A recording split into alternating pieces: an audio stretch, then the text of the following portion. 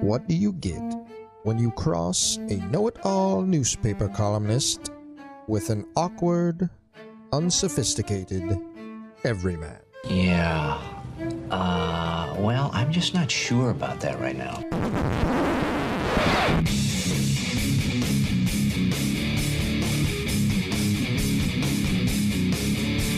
Welcome to Couch and the Roo. Welcome to Couch and the Roo, presented by Skymint Premium Cannabis, inspiring people to be better, love better, look better, get slimmer, make better decisions, smell better every damn day of their lives. Jason, how you doing, man? Free Ubers. What's up, buddy? How you doing? You were at the Tigers game today. Yeah, I was at the Tigers game. It looked like fun. What a shit show. I don't want to ruin my hot take here, but I had a bet today. $15 on Riley Green. Because for some reason, the odds on anytime home runs in the Tigers game, for the Tigers at least, were weird. I mean, Riley Green anytime home run, plus 400. Anyway, 22-1, Riley Green first home run. You know, he bats leadoff. I thought it just, a little sprinkle. There was no juice either way that was any fun in this game. The Twins-Tigers game, I don't know what the attendance was. I would take the under 7,500.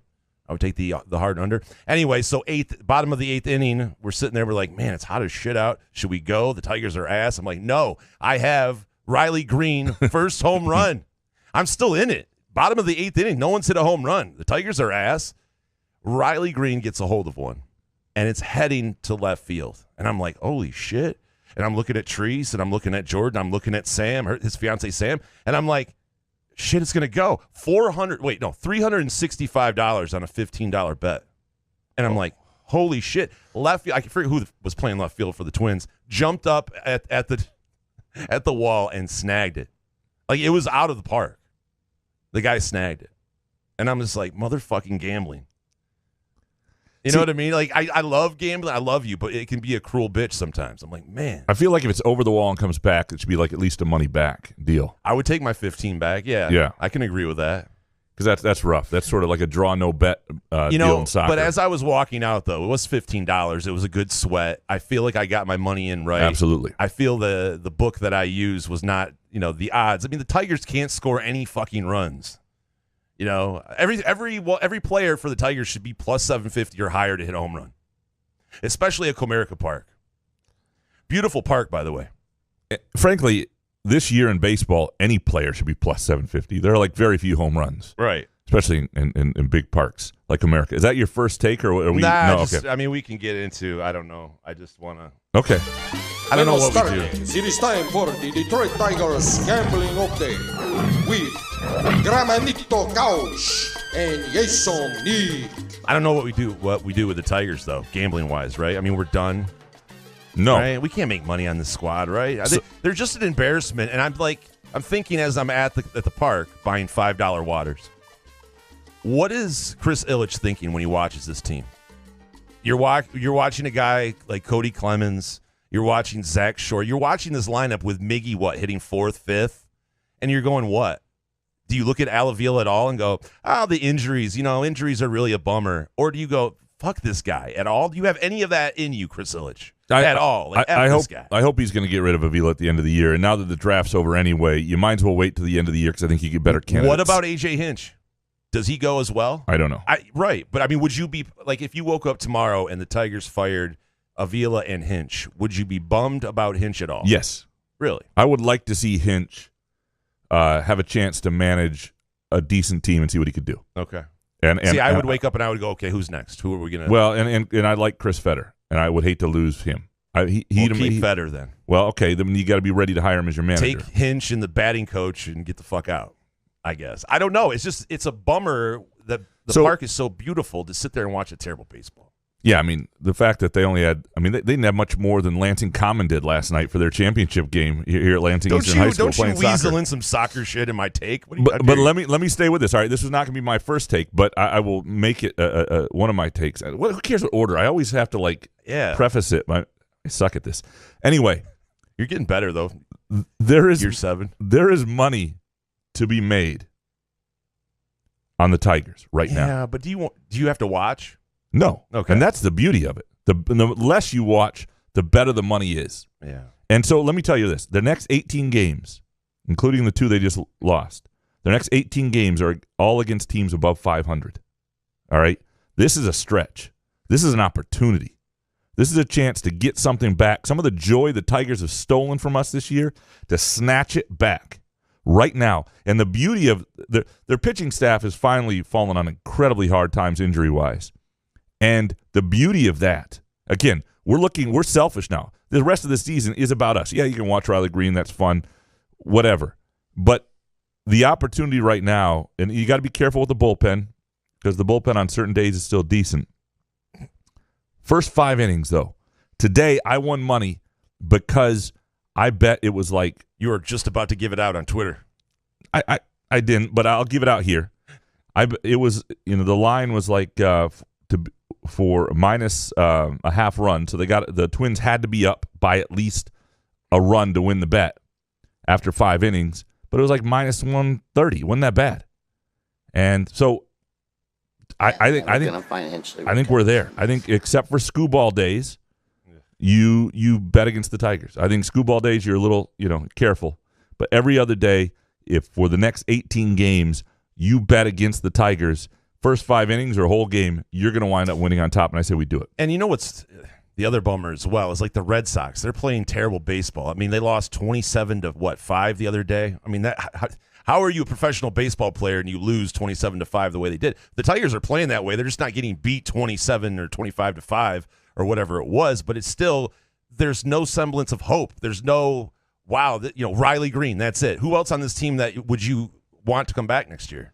Yeah, you're hoping Torkelson figures it out. Staff, some of the guys on pitching staff, but some of those guys like Castro, do you care if that guy Scope? Do you give a shit if he comes back? It's just, and Miggy, he's going to play what, 1 more year? Are we sure? Yes, he's going to play 1 more year because he's going to make the money. But are we going to surround guys? He's bat not the fourth problem. or He's fifth? He's not the problem. He should be batting 7th. The problem is that he's at the beginning of the lineup, like he's batting 4th and 5th, like he's Miggy from 10 years ago. Avila has to go at the end of this year because you look at the lineup right now, and that's the lineup he chose and he thought could be competitive. It's not, look, if the pitching staff was the problem, the injuries would be an excuse. The pitching staff isn't the problem. It's flat out, this is the lineup that he thought would make them competitive this year, and it's not. And that's an evaluation issue. That's a signing issue. That's a decision issue. That's that's deciding to go after a $140 million shortstop who is ass, who isn't what you got to have somebody better in Double-A than Baez. I mean, what are you doing? Like, that guy is ass at the plate. I'm sorry. At this point, he hates fans and he hates you can't boo him. But I just would like just some cutthroat mentality for one of our franchises and our ownership somehow. Yeah, what else do you need to see from Al Avila? I'm done with excuses. We just can't shit can someone because they're not producing after year 7 or whatever. And we're talking about a rebuild still after that many years. I mean, what else do you need to see? You can't let that man be in charge of any more decisions. Okay, let me go to my next whatever fucking hot take. Yeah, we'll just go until we run out of takes, I guess. All right. Name, image, and likeness, NIL, in the recruiting space is changing the equation. And it's going to get really, really interesting to watch this play out. When Mel Tucker was hired, right, I didn't see this coming like this. I thought he could recruit. Like, NIL hadn't started yet, by the way, at that point. But what you have happening right now, where what you had yesterday, Peyton Kirkland, a 5-star offensive tackle who didn't even have Texas in his final 5 schools, picked Texas because of NIL. Dramatic. And so, like, what do you do if you're a school that's not paying recruits? And there are a lot of schools putting their foot down and saying, A, it's not right. B, we don't think it's necessarily the best way to win. And I'm not sure it is. Have fun in the Red Box Bowl. Well, I don't know that that's the case because I'm sorry, if you pay somebody who's not, like, if you had paid what's his nuts, the 5-star offensive line recruit they got a few years ago. God, we did this the other day and I couldn't remember it. Hold on, Robinson Jenkins. You're the worst. Highway to the danger zone, right into the danger zone. Cockburn.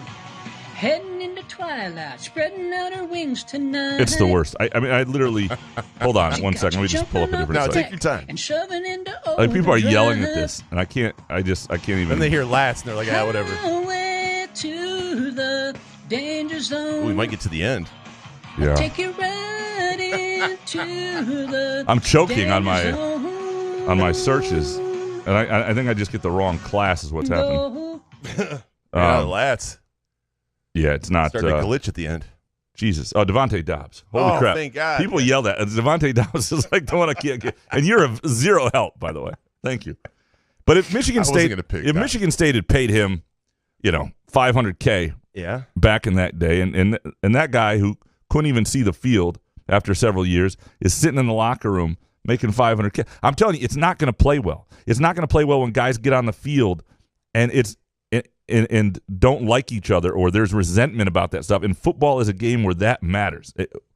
Respecting the guy next to you, trusting the guy next to you to a large degree matters. However, or at least I might be, if I'm wrong on this, it's a big problem, right? Because something has to give. If this is the only way to win at the highest level, to pay these guys this much money, and the Michigans and Michigan State, and Michigan's not doing it either, aren't willing to pay recruits. They want their collective. Michigan does go into players. A lot of schools up outside of the SEC in certain areas want their collective NIL money or other NIL money going to current players. But if the only way to win big is to do this, then something has to give. Because look, I've sat down with Michigan State's compliance people on this. They aren't going to allow MSU to pay recruits for nothing. Like, they aren't going to allow their donors to do so. It has to be a quid pro quo. There has to be something in exchange for it. And there really isn't right now for a lot of these schools.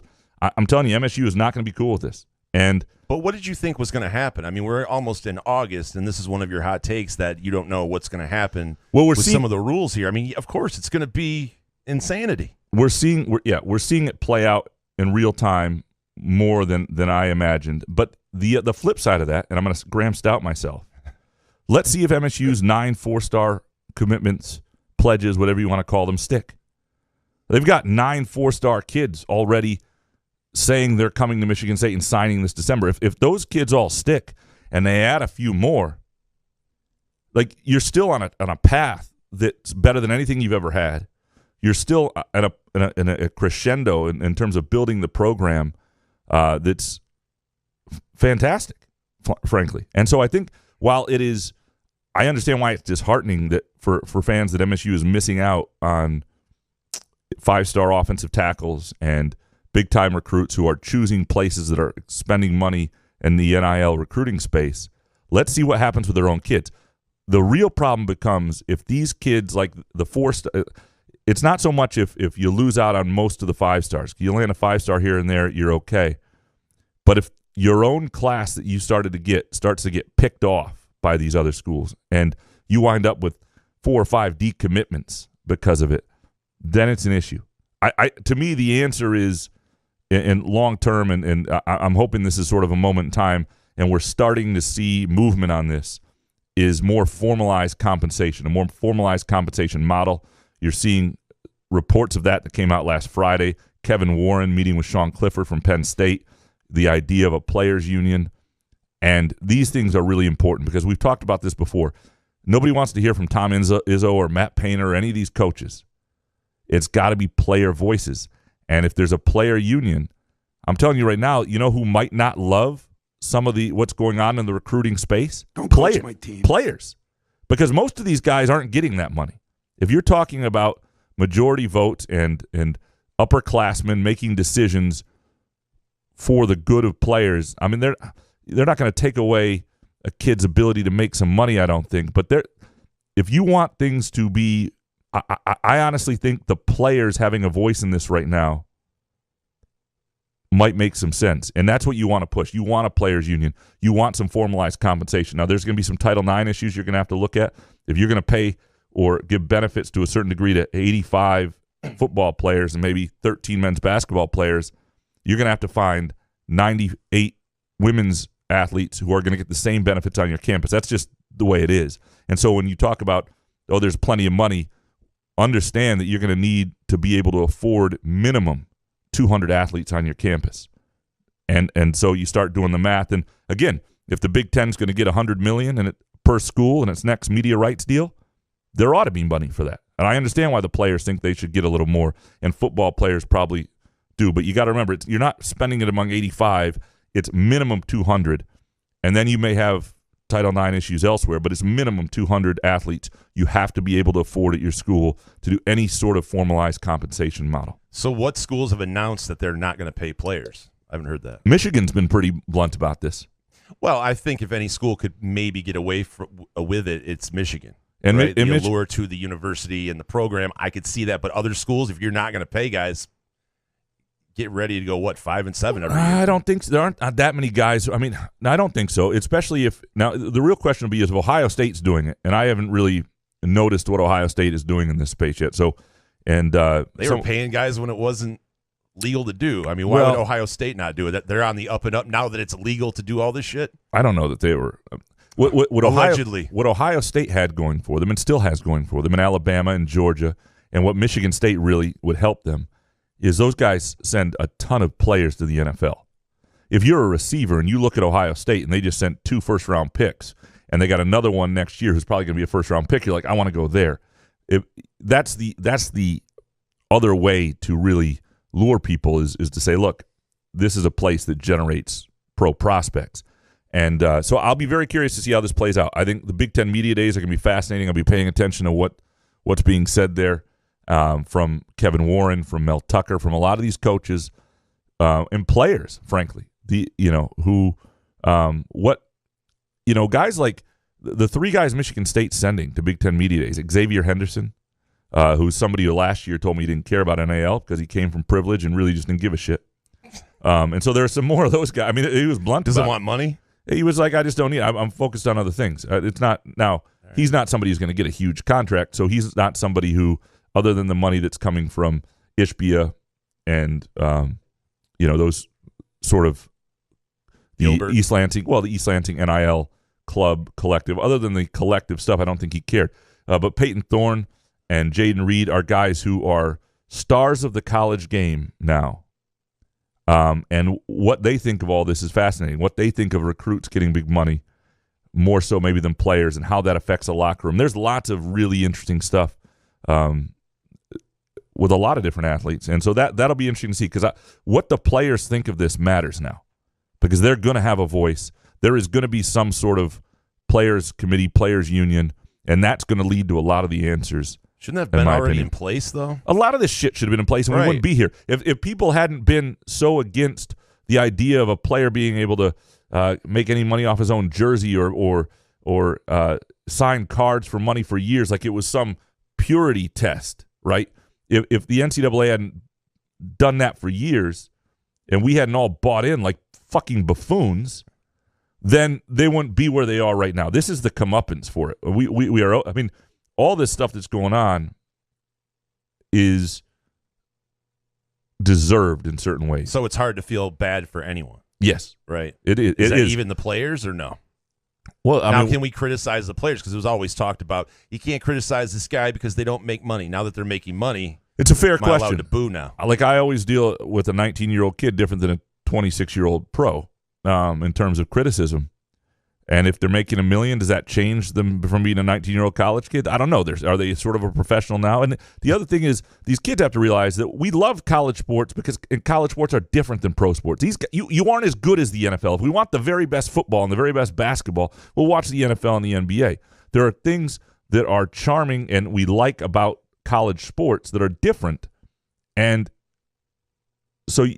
But Michigan State getting that taste of the college football playoff and that college football royalty, it's contagious, and you want to keep that going. So I agree with you. At some point, either the university or someone's going to get sick of doling out all of this money. I just don't know how long it's going to be, maybe 5 years, but you want to be in that group, right? And how much does it cost? You pay Mel Tucker $95 million, but that's not enough anymore. You got to also have a collective that's going to, and maybe you don't pay the next coach that much money because you need to spend that money on the collective.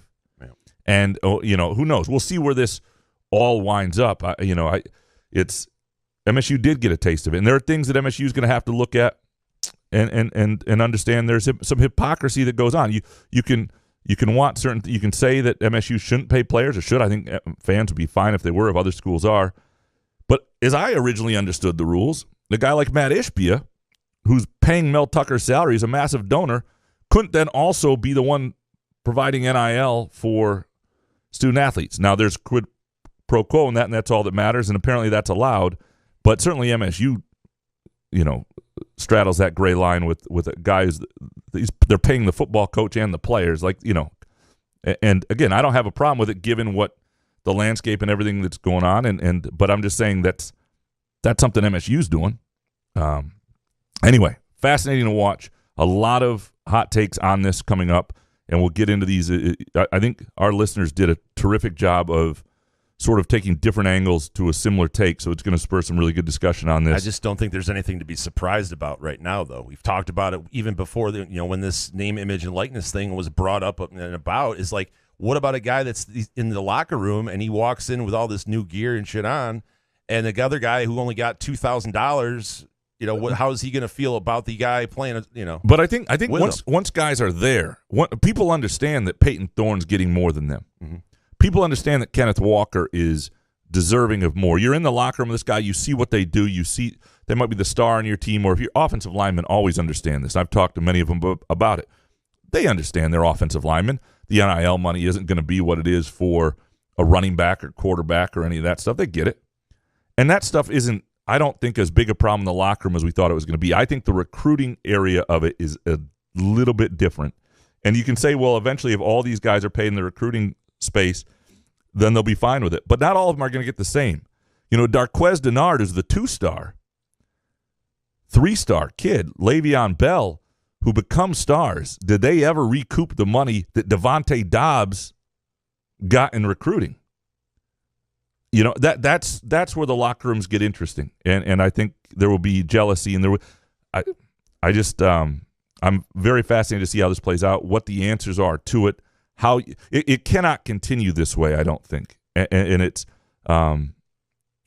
exactly as it is. There's and I think player voices are going to be the answer, and a players' union. I think people should want that. Number one, it's going to be a weak players' union.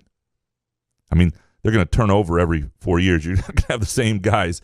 Xavier Henderson, really smart dude, really intelligent thinker. I think would have lots of great ideas.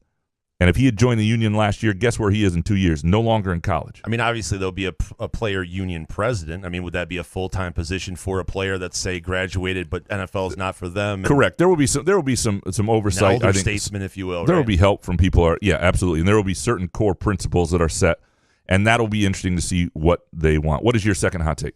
Well, it always amazes me, Graham, when there's guys that were with a program prior to the program that they're with now, and they build up this equity and respect from the fan base and then decide to blow it all away. Now, when I heard Pat Narduzzi last week, after we only did 2 shows last week after Wednesday, I was like, okay, what's he supposed to say, right? In the bowl game, they didn't have Kenny Pickett. We understand. Narduzzi's 1-6 in the 7 games against the Big Ten. Now, he's talking about walking into the Big Ten and taking over the Big Ten, Pittsburgh, that is. Now, he doubled down. And when you double down, there's a thing that happens when you say something and on the next interview, you either double down or you walk something back. And here's something from 93.7, Graham, the fan Narduzzi was on. And this is what he had to say. You made a lot of people at Michigan State mad with that conversation, right, Pat? Hey, that's tough luck. It's called facts, It's facts. We didn't have Kenny Pickett play. We didn't have, Damari Mathis play. 2 of our guys didn't get drafted. Nobody's going to run the ball on us. So, I don't think it really mattered. I mean, that's just the way I felt, and it came about just talking about Kenny Pickett not playing in the bowl game and all that stuff. I didn't mean to really come out, but it's the absolute truth, really. If that's the best or one of the best teams, what are we talking about here? Now, is there anything with D'Antonio behind this? Maybe jealousy of Mel Tucker and where he's taking this program? There's rumors that Narduzzi wanted that job badly at Michigan State, didn't get it. Is there bad feelings? Because I just don't know why now the Michigan State fan base is turned against Narduzzi. Like, why would you do that? How do you benefit from that? So there are 2 things to this. One, I do believe that Pat Narduzzi wanted that job. Okay. I'm almost certain of it. And would have taken it had it been offered. Right. So, but I don't know that this is any bad feelings about that. What I think it is, there are two parts to what he said, and the fact that he doubled down on both is what's stupid. The Big Ten part is what's stupid, because Michigan State was like the third or fourth best team in the Big Ten last year, right? And got just absolutely annihilated by Ohio State. They weren't better than Michigan. It took an amazing performance by Kenneth Walker to win 37-33 in a game it looked like they were going to lose. They were a team that could beat Michigan. They were really good on the right days, and they had some quality players, and they had a real character to them until they had enough injuries that it really hurt them. That didn't really matter for a while late in the year. They beat Penn State, which was a decent team. They were a good team that maximized who they were. But are we not going to talk about Western Michigan? Hold on. Yeah. No. That's talk about his defense, right? But that was not representative of the top of the Big Ten. And you are the ACC champ, who did lose to Western Michigan, who over the course of your career is like 29-21 in ACC games with 3 500 or worse records in conference play. The idea that you're going to go somewhere and win it every year is ridiculous. You haven't built that sort of program at Pitt. You don't have that fan base. You don't have a fucking stadium. Like, chill with that, Pat. Like, it doesn't make sense. Now, the other part of that, though, if Kenny Pickett plays, Pitt wins that game. I don't think there's any doubt about that. I think Pickett might have 900 yards. Yeah, they would. Now, if Kenneth Walker plays, it's a different game, too. And I understand that they were great against the run, and it probably, given that was their strength, and Kenneth Walker would be going against their strength, and Kenny Pickett would be going against Michigan State's weakness, advantage goes to Pitt and Pickett, and it would have been worth at least 3 touchdowns on offense. I don't know what Michigan State would have gotten the other way. Michigan State won by 10, although that wasn't really that sort of game. But I do think Pitt wins that game, perhaps semi-comfortably, and that's fine to say. I have no problem with that. That is the reality. Is those guys chose not to play. They didn't play. So you look. If Michigan State had a fully healthy secondary, it doesn't lose the way it did to Purdue. There are lots of ifs and buts in different seasons. If Marcus Taylor comes back for his junior year, that next year is different. Of course, ifs and buts. The dude didn't play, so it is what it is. Now, having said that, if he played, I think Pitt would have won. I think that's fine to say. He just keeps losing credibility when he keeps doubling down on this idea that Michigan State was representative of the top of the Big Ten, of what a great Big Ten team is, when that wasn't even close to the best Michigan State teams that have come out of the last. So there's nothing behind this. It's just Narduzzi kind of. He's just being a snarky asshole. I've been that guy, but you try not to double down on your worst takes. Because I have lots of bad takes, or takes that turn out to be awful. Or I'll say things in the moment on this show because I'm filling time, and you'll go, I got to call a guest, and I'll run out of a live read, and it'll be like, and you're like, Jason, play some Hoff. Or you try to be funny in a moment, or you get caught up in something, whatever. You can say something. To double down on it, I think, was kind of dumb, but to double down on the Big Ten thing was more. I mean, if you're going to go on the Bazzi's Black and Gold Banter podcast, you better come correct. Am I right? I mean, really, we can't get a guest on this show, and the Bazzi's Black and Gold Banter gets. We can get guests on that show. We can get. We don't try to get guests on this show understand. Like that. Yeah. What are you talking about? What? We need to spark some news like these guys got. They're like on ESPN.com. It's not who we are, man. It's Couch in the Rube podcast. We need that on ESPN. Most guests you get on are horrible. Most athletes are horrible. They're horrible. They're horrible interviews. People, you get Kenneth Walker on. So coaches are as well. It's a horrible interview. Some like Mike Leach and a select few. Yeah, you get a few. And the other thing is, the deal. If with a lot of guys that I gotta do the interview on for the LSJ before we can have them here. That said, at some point. We said we'll get Tucker or Izzo on here. We can do that. I wasn't serious. I wasn't trying to anger you. I just wanted to say Bazzi's Black and Gold Banter podcast. Apparently, it's a legendary podcast. Is it really? Pittsburgh area. Yeah, it's a popular podcast. Am I showing disrespect to Bazzi's? Way too much disrespect. Shit, I'm so sorry. All right, my third hot take. The Division I Council recommending getting rid of the one-time transfer rule. I was excited about this. Then I read what that meant is. They want you to have be allowed to transfer as many times as you want without sitting out, as long as you're academically in decent standing. Which who knows what that means? You can drive a U-Haul to school. I have a huge problem with this. Yeah, because this is the thing that didn't need to happen when NIL did, And this is the thing that certainly didn't need to happen while NIL was new. The one-time transfer rule has screwed a lot of things up. It's made NIL worse because now it's a different level of recruiting space. You're getting guys recruited off campuses all the time. Guys are – and I think – and I'd love to see a study on this. I'd love to do it myself or whatever, but I'd love to see – I think most guys who transfer, the majority will find that they actually regretted it or didn't make the right choice. And a lot of guys right now, there's a huge percentage of people went in the transfer portal have no home, nowhere to come back to. And I don't have the number in front of me, but I found it recently, and it was in a column I did. You need some Hoff? No, it's fine. Okay. Just trust me. It's a larger number than you think. And we need to stop apologizing like it was some sort of awful discriminatory thing that college athletes were forced to sit out a year to be eligible when they transferred. In fact, and I understand they weren't in volleyball and other things, and that's Michigan State had an All-American in volleyball transfer from Northern Illinois and play right away. Well, that probably shouldn't be allowed to happen. Have them sit out a year. The difference is in those sports where you're losing money every year and it costs you a scholarship if somebody is not playing, it's hard to justify. And so I understand it's financial, but if you're going to do it in football and basketball and hockey and other sports, you're going to have to do it in every sport.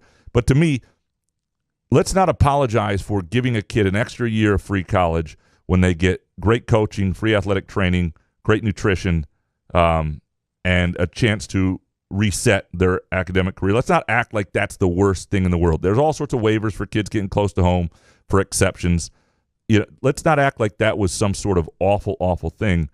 And it is ruined and is ruining college sports. It is absolutely ruining college sports at multiple levels. And I would argue it's one of the things that's pushed me towards soccer. Like, I have less interest in college sports today than I did a year ago because of all this. I just a lot of this is off-putting to me, and I'd rather just deal with a pro sport where it's out front and center. I know what it is, and there are contracts, and guys are going to be with the team as long as that contract exists. Getting rid of the one-time transfer rule and going the wrong way with it, the Division I Council, like 40 athletic directors and other administrators, and it's not unanimous there, but there are a lot of morons making a bad decision who just don't get it. No coaches on that committee. A lot of morons making a bad decision. And anybody who votes for this should not be working in college athletics.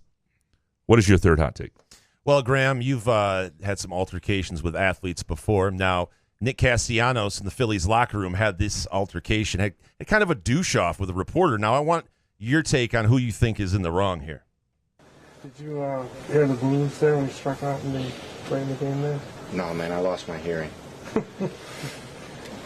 So you didn't hear it? Come on, man, it's a stupid question. Why is it a stupid question? Can anybody else answer that for him? Anybody? Yeah, man, that's a stupid question. It's not a stupid question. If it's a stupid question, you should be equipped to answer it. All right. I did answer it. All right. The answer we should be able to handle a stupid question. We got the answer. That doesn't mean that I can't say that it's a stupid question. It wasn't a stupid question. It's a legit question. If I heard the booze, that's a rhetorical question. Of course it's a stupid question. Did you hear the booze? That's a stupid question. We got the answer. We're good. Thanks, guys. Then you should be able to handle a stupid question. Oh, wow. So who's the douche here? Castellanos going, I think what set off the reporter guy was like, anybody, can they tell him?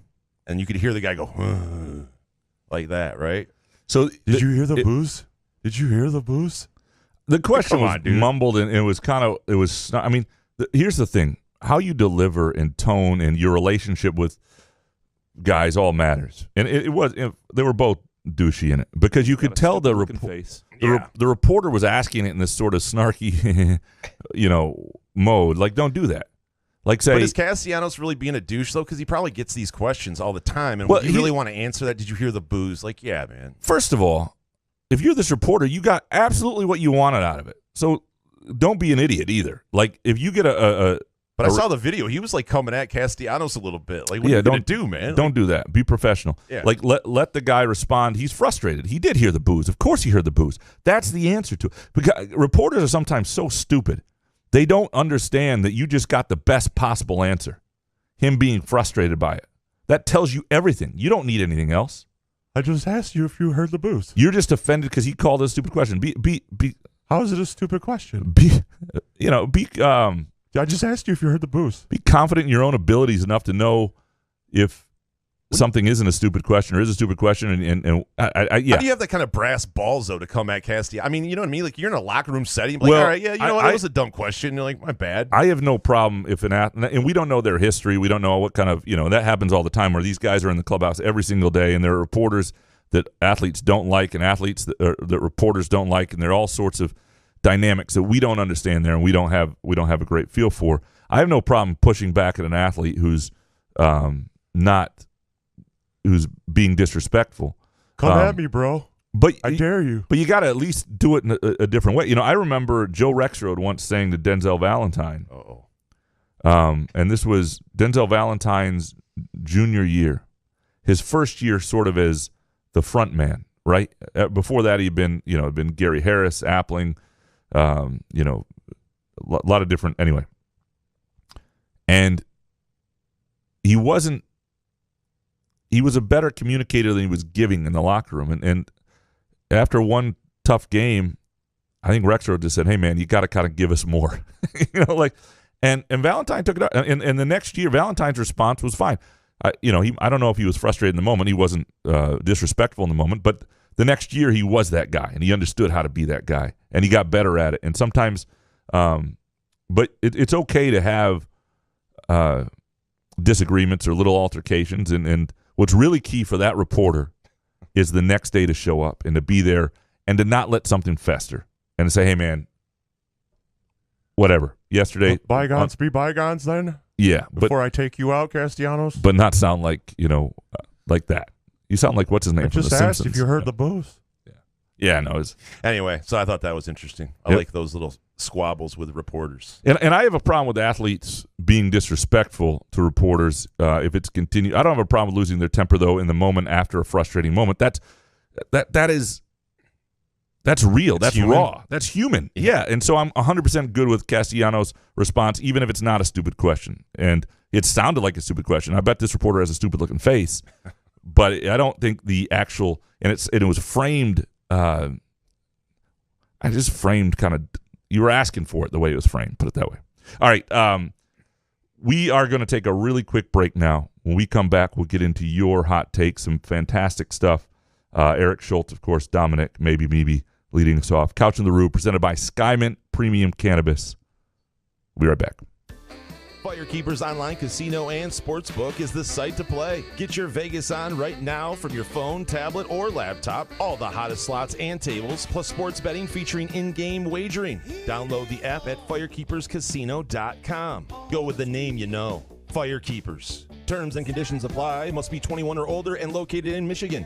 Gambling problem? Call the Michigan Problem Gambling Helpline at 1-800-270-7117. Where else can you cheer on your team? Enjoy a mouth-watering burger or savory sushi. Sip on handcrafted cocktails or one of 46 beers on tap. Take your game day or date night to Cask & Company Kitchen Bar or Front 43 Neighborhood Pub near Frandor. Two amazing places with one awesome blended modern American Asian menu. Catch the game on one of 30 60-inch TVs or stop in for the all-you-can-eat lunch buffet. Enjoy happy hour or elevate your night out at Cask & Company or Front 43 on East Saginaw in Lansing. Wherever you are on your cannabis journey, let Skymint Premium Cannabis be your guide, your friend, and your place. Whether you're curious about cannabis or a seasoned connoisseur, Skymint's knowledgeable staff will help you with a vast selection of products to choose from to fit your needs. Skymint believes access to the best cannabis helps people do good and feel good, so they grow it right here in Michigan, giving you high-quality, locally grown cannabis at highly accessible prices. Visit skymint.com for special offers and location information throughout Michigan, and use the promo code CouchAndRoob20 for 20% off your first visit. Skymint Cannabis. You'll love this place. Come enjoy irresistible, award-winning, handcrafted donuts and locally roasted coffee at Groovy Donuts. Surprise your family or coworkers with special holiday designs and flavors, or put the perfect finishing touch on an event with a custom order. Birthdays, weddings, gender reveals, our friends at Groovy Donuts are your answer. Experience the Groovy Donuts difference for yourself on Lake Lansing Road in East Lansing or in Williamston. Get more information or place an order at groovydonuts.com.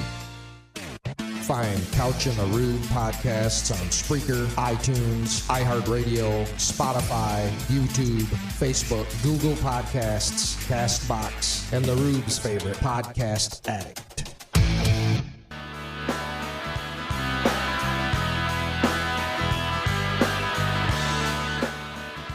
Couch in the Rube, presented by Skymint Premium Cannabis. Skymint right now has some amazing deals, as they always do. If you go to skymint.com, you can see the latest deal, including buying buy 3, get 2 all-north road trippers, buy 3, get 2 all-north 8s. Fantastic deals at skymint.com. Also, location information. Chances are you live within a half an hour of a Skymint. There are 3 in the greater Lansing area. They'll treat you well. And it doesn't matter if you're the Joe Ingles of weed like the Rube or a little more inexperienced than me. Your questions won't be stupid. They'll treat them with respect, and they'll put you on your cannabis journey, whether it's pain relief you want, pain management, whether you just want to chill and relax, whether you want better sleep. Make the tigers tolerable. Skymint makes the tigers tolerable. That's really really the best way to describe what Skymint gives you. All right, let's dig into your hot takes. You ready? Yep. Eric Schultz up first. Number 1, if Carson Cooper is right that there's an opportunity to play on this MSU team, it's horrifyingly bad news. Don't act like this is a viable Big Ten player right now. If he was a freshman, Thomas Kithier, he would have been offered by more than one Power 5 school. 2, the fact that Avila is allowed to run the 2022 draft and the trade deadline is wild to me, and is a perfect indication of how poorly run the Tigers truly are. And 3, Higgins Lake is the best place in northern Michigan, and there isn't a close second. You know what I love about Michiganders and their up north places? Oh, do tell. Is we all have our place that we would fight to the death to say is the best spot. Like, you know what I mean? It's like Kalamazoo.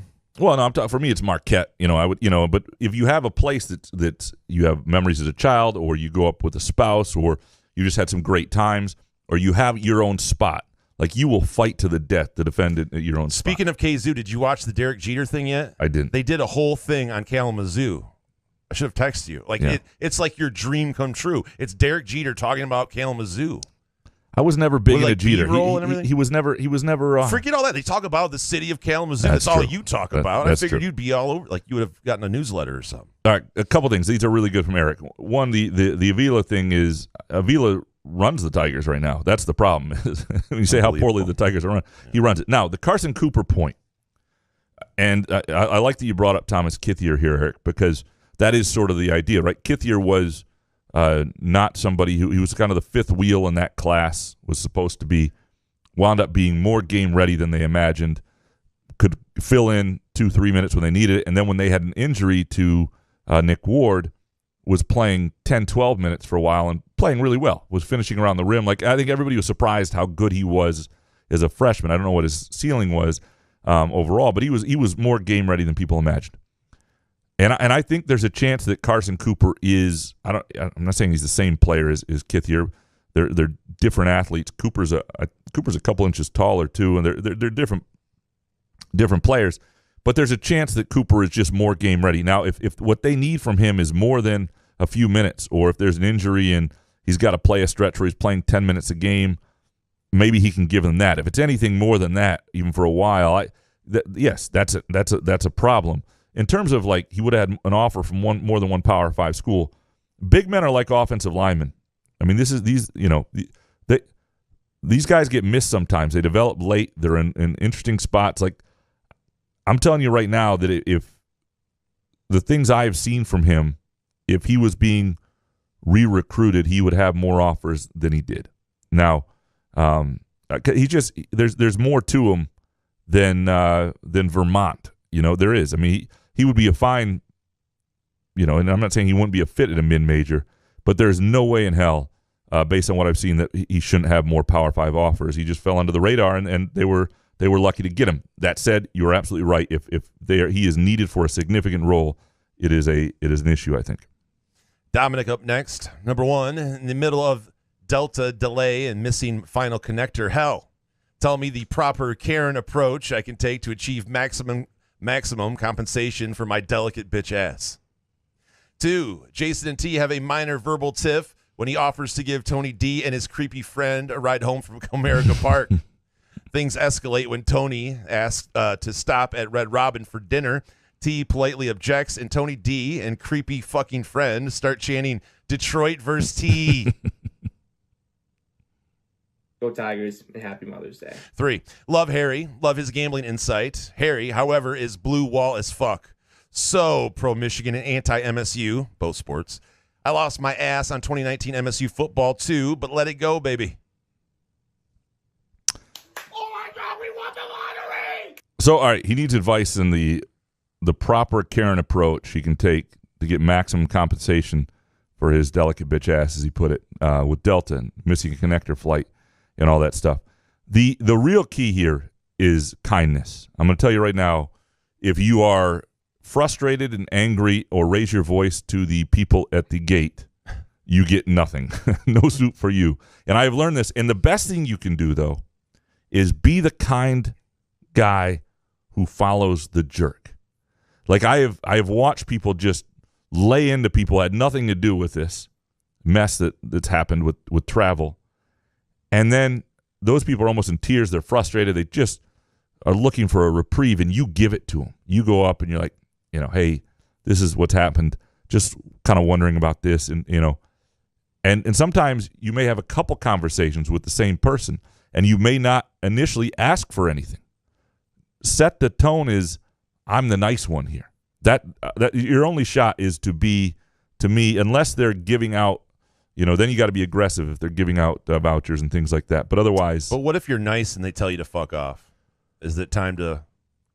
That's when you start giving. Yeah, I'm with you. Like kill them with kindness at first, but if they're dismissive and they're assholes, then I just lose my shit. You would look for somebody else. Delta's a big company. They're not the only ones that can help you.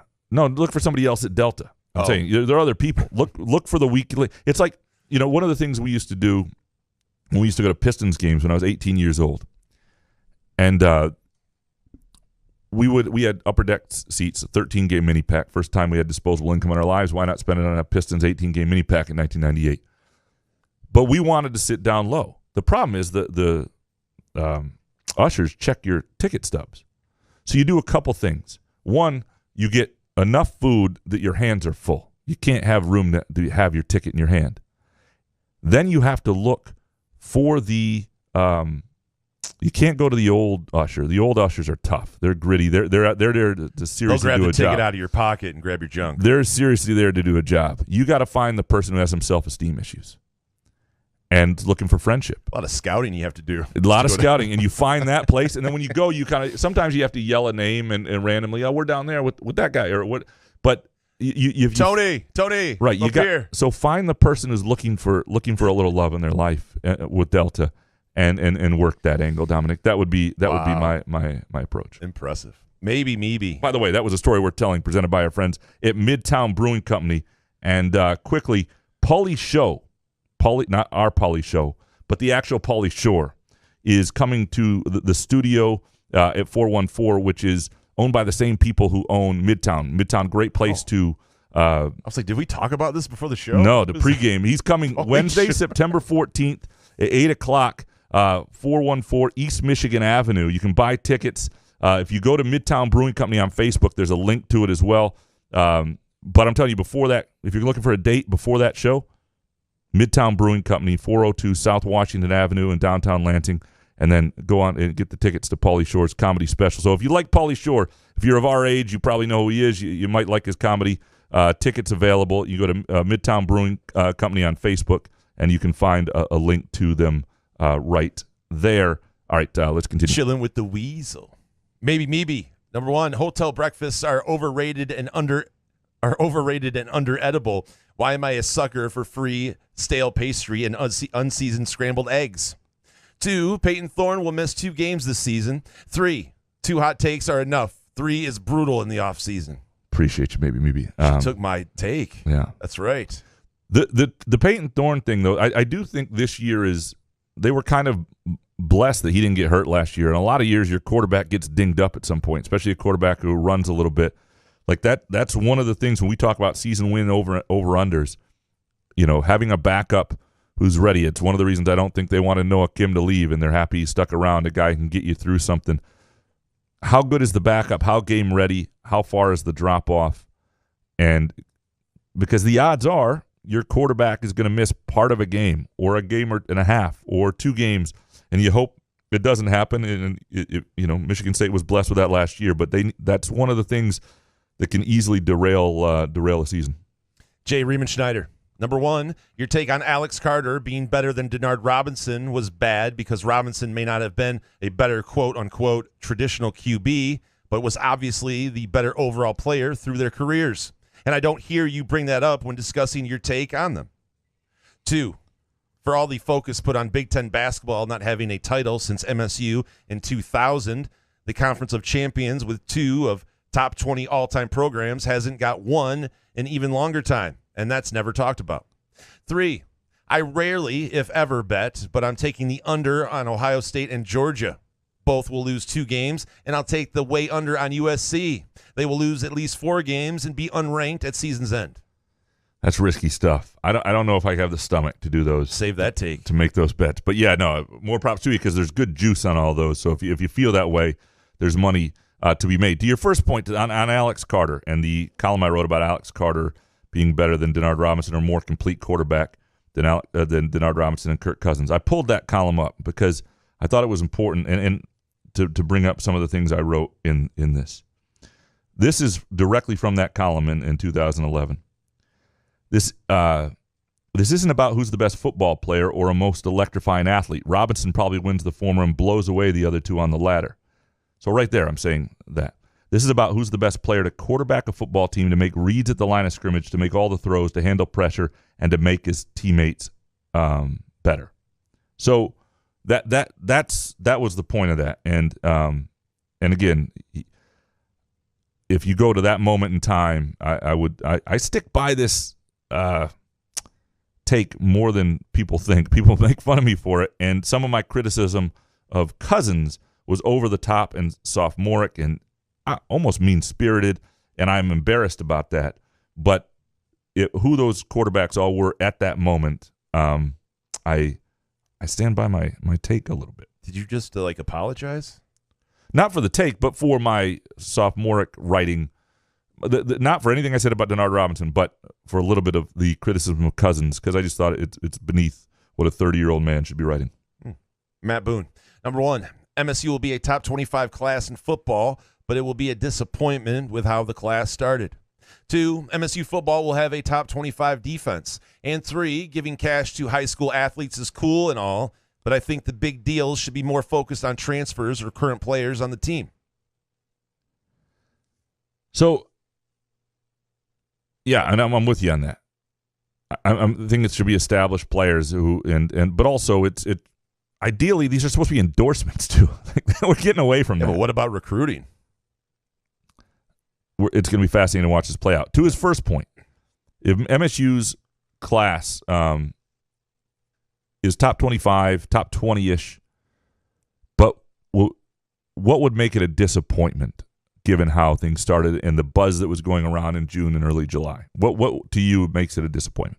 What, Michigan State season? Yeah, Michigan State's recruiting class. What would make it a disappointment? See, I don't follow it close enough to give you an honest answer. I don't know, because I think that Tucker, can he flip some of these 4 guys into better players than what they are ranked? And you've always told me about recruiting, you can't really trust rankings. So okay, I don't know. So to me, at this point in time, with 9 4-stars already in the fold, 9, I should say, top 400 recruits, which is the best since 2016. They had 9 top 400 kids in 2015, which is, they weren't all 4-stars, but the rankings are sometimes a little off. So 2015 was actually a really good class in that sense. Otherwise, more than D'Antonio ever had, his best classes, more than any other year in the internet era of recruiting, basically the last 20 years, when you can really easily find all of that stuff.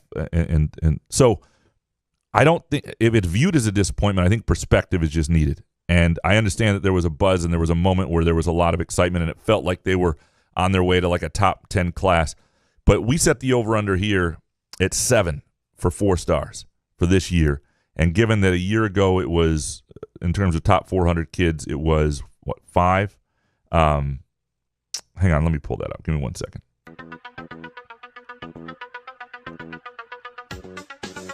Free Ubers.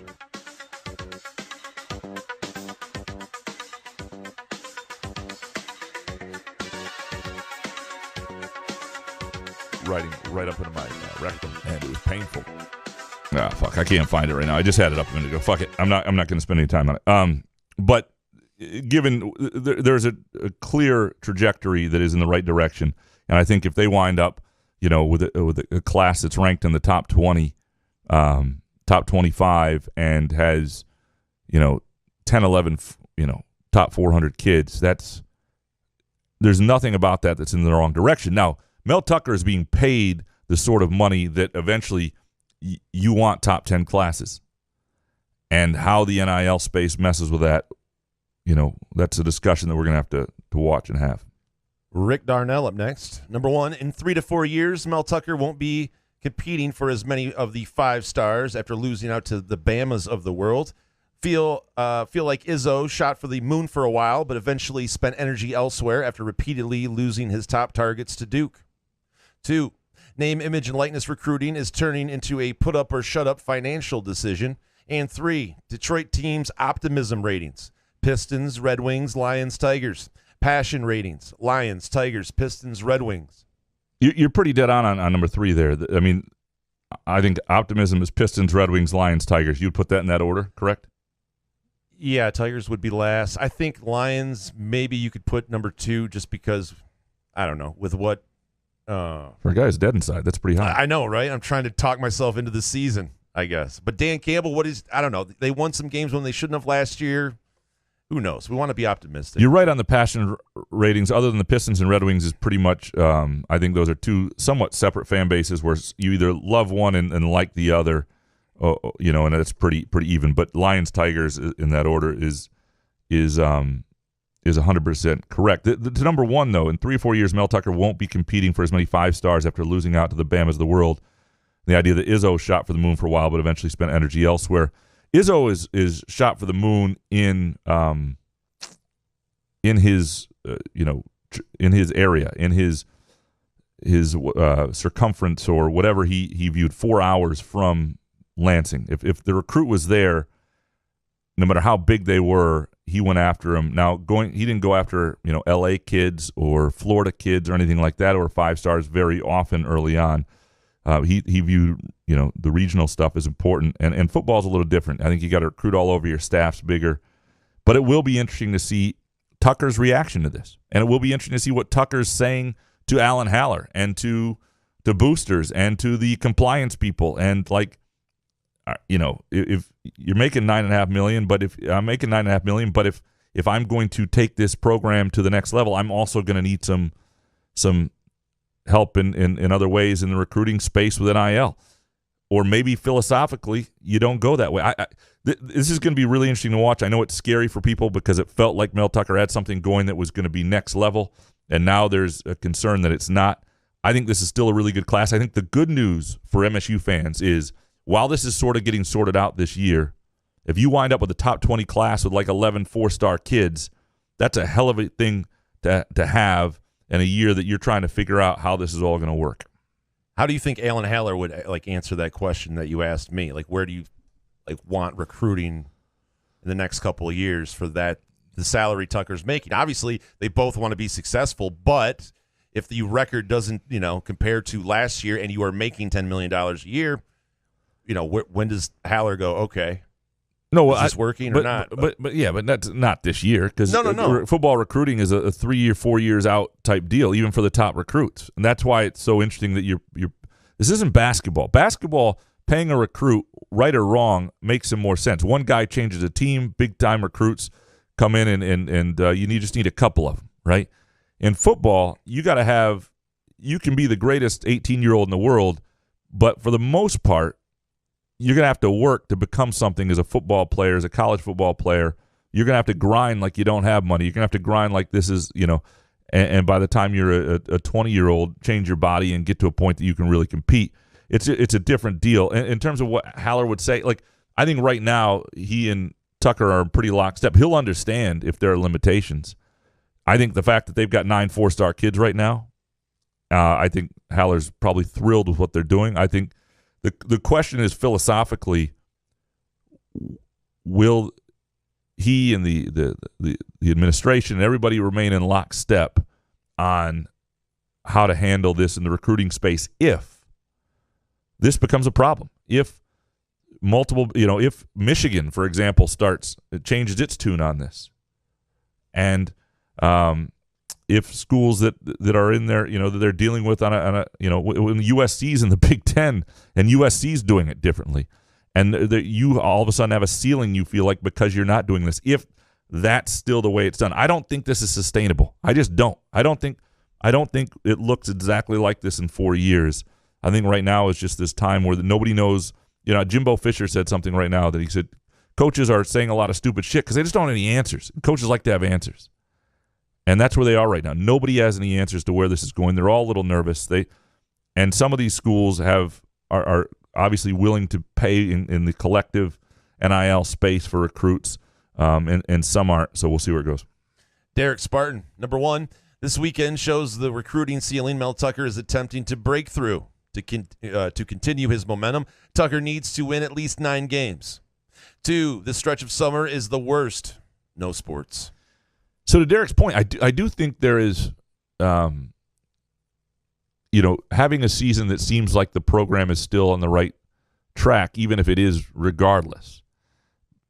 Because, again, the guys that Tucker is recruiting are just going to start cracking into, obviously the transfers have had big impacts, but a lot of the freshmen are just going to start moving into bigger roles soon.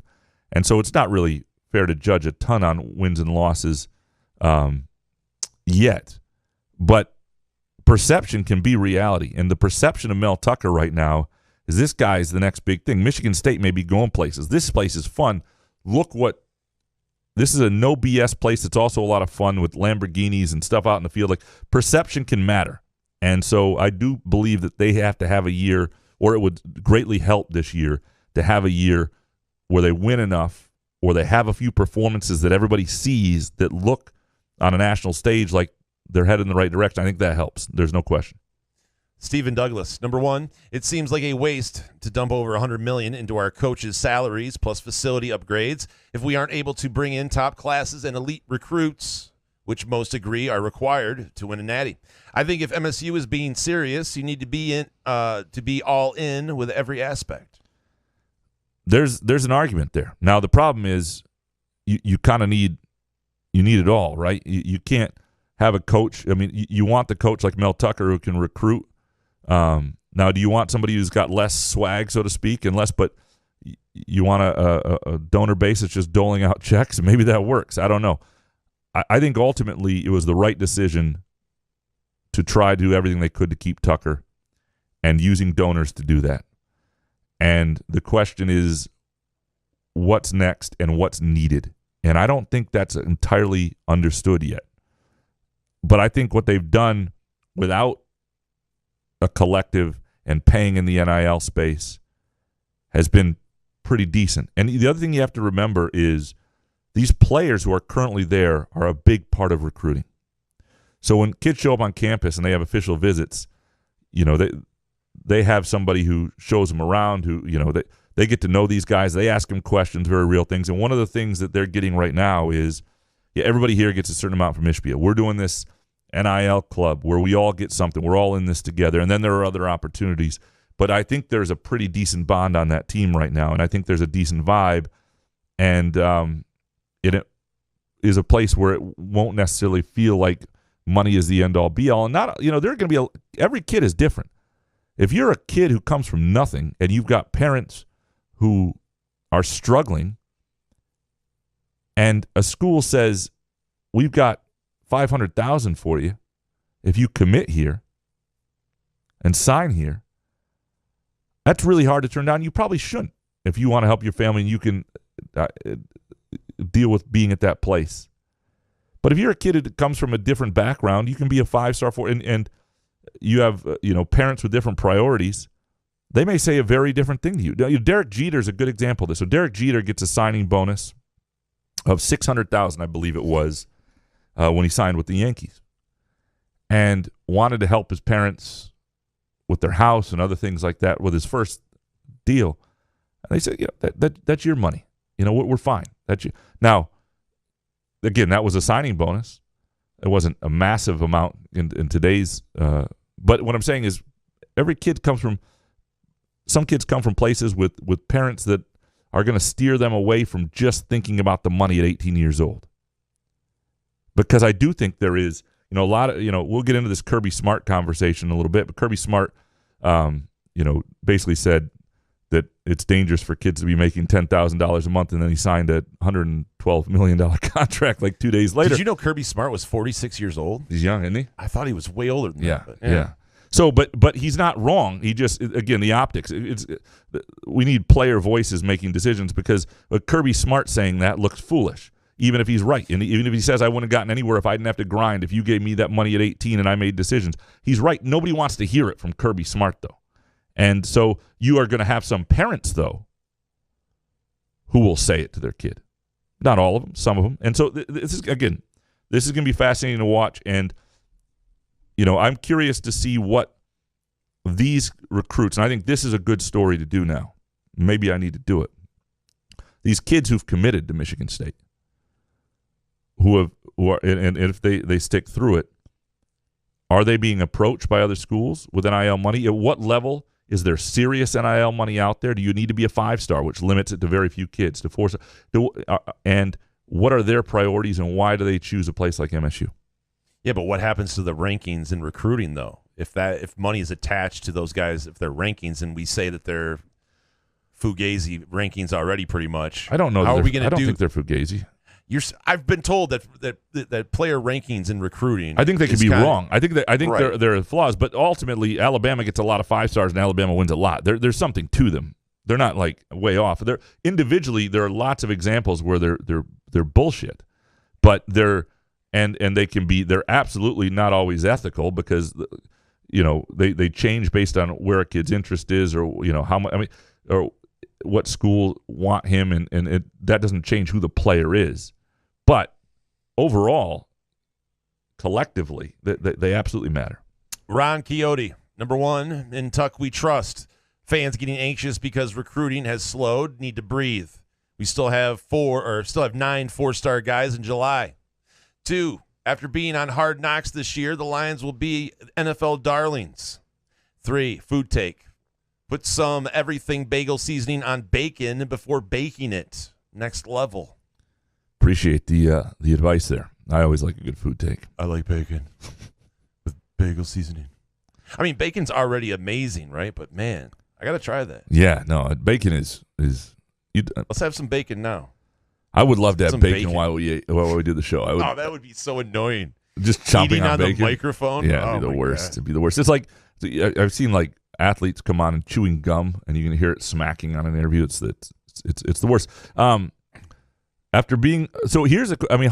Knocks does expose you to a larger audience in ways that there's no other way to be exposed to them, and the Lions will have that. Do you think people will will they be a team that people like? Will people like Dan Campbell? Will people be rooting for some of these rookies after this year beyond Detroit? I don't know about player-wise, but I know Dan Campbell and his staff is likable, right? And I know that it'll get national attention. It'll get played because he's going to have some weird quotes, and he'll be the guy that's kind of goofy. He's kind of a rube. He's just, he's looked at as a dumb football guy, and what can you do in game situations? So that's what I'm scared about, it exposing what does Dan Campbell really know about game situation football. But, as far as players, I don't know who's going to jump out and stand out, but I'm looking forward to it, I think. I am too. I for a while I wasn't. Now I'm kind of intrigued. Kind of want to look now. Yeah. Yeah, and I'm actually – here's the reason I'm kind of happy to have an all-access backstage pass. I'm glad I'm not covering the team. I'm glad I'm not Burkett or Colton Pouncey or any of those guys now, because I think it makes it harder as a beat writer. It's hard to find stories that other people don't have. If the whole world's getting on HBO, no, there are still a lot of stories that won't be told and whatnot. But also, like I'm kind of an intrigued guy by Dan Campbell. I don't know what he is ultimately as a football coach, but I do think he's a good manager of people. I think he's a good coach for this moment in the organization, and I think peeling back the curtain will give me a better idea if he's actually a good coach, and I'm curious to see that. And what he is in leading the staff. Seth up next. Number 1, MSU and Coach Cap are really struggling to land an elite offensive tackle. Could be the downfall of the program this year and into the future. 2, MSU will not land a 5-star, and this class will be outside the top 15 nationally. Disappointing considering all the hype and Lambos at Spartan Stadium. 3, if Xavier Booker doesn't choose MSU, you can't fault Izzo. Been at every game. It's a couple things. One thing to remember with offensive tackles, though, offensive linemen, kind of like big men, it's not – a lot of times the recruiting rankings are more off on them than others. Now, that said, you want to land the 5-star guys. But Jack Conklin, a no-star, right? I mean, Taylor Moton, who Western Michigan took, that was right in Michigan State's backyard, second-round pick of the Panthers, going to have a long career there, was a guy Michigan State wasn't interested in, was like a 2-star kid. Like, offensive linemen, they develop late. They're just basically chubby, fat kids with quick feet. Conklin was a 0-star? A 0-star. He had 0 scholarship offers. He was at Plainwell. Can't they just give him 1 star? No, Does it have to be a 0-star? If Western Michigan had offered him, he would have stayed home and gone there. Instead, they didn't. He got to be a preferred walk-on. So that a position that's more about developing than anything else. That said, it helps to land some dudes. And like, don't you get 1 star if you know how to play football? Like, if you get a hike. No. If you hike the ball 1 time on a football field, don't you get 1 star automatically? I don't even think there are 1 stars. I think you go from like 2 to unranked. I don't think there's shit, they need to change it and give 1 star out. Give 1 star to everybody else. Yeah, like you can't go with 0-star guy. Yeah, Jesus, that sucks. So to assess the last one, Xavier Booker doesn't choose MSU. Can't fault. Has always been at every game. Couple things. One, Ryan Black at the Lansing State Journal was in Milwaukee this week and is writing multiple stories here on Xavier Booker. The first one just went up Sunday night. I tweeted it. I'll keep sharing them. I think Booker's gonna make his reveal his list of top schools Monday night. You know how I feel about list of top schools, but Booker is a guy that they have put a lot of emphasis on. So, and I think Michigan State will be part of that list.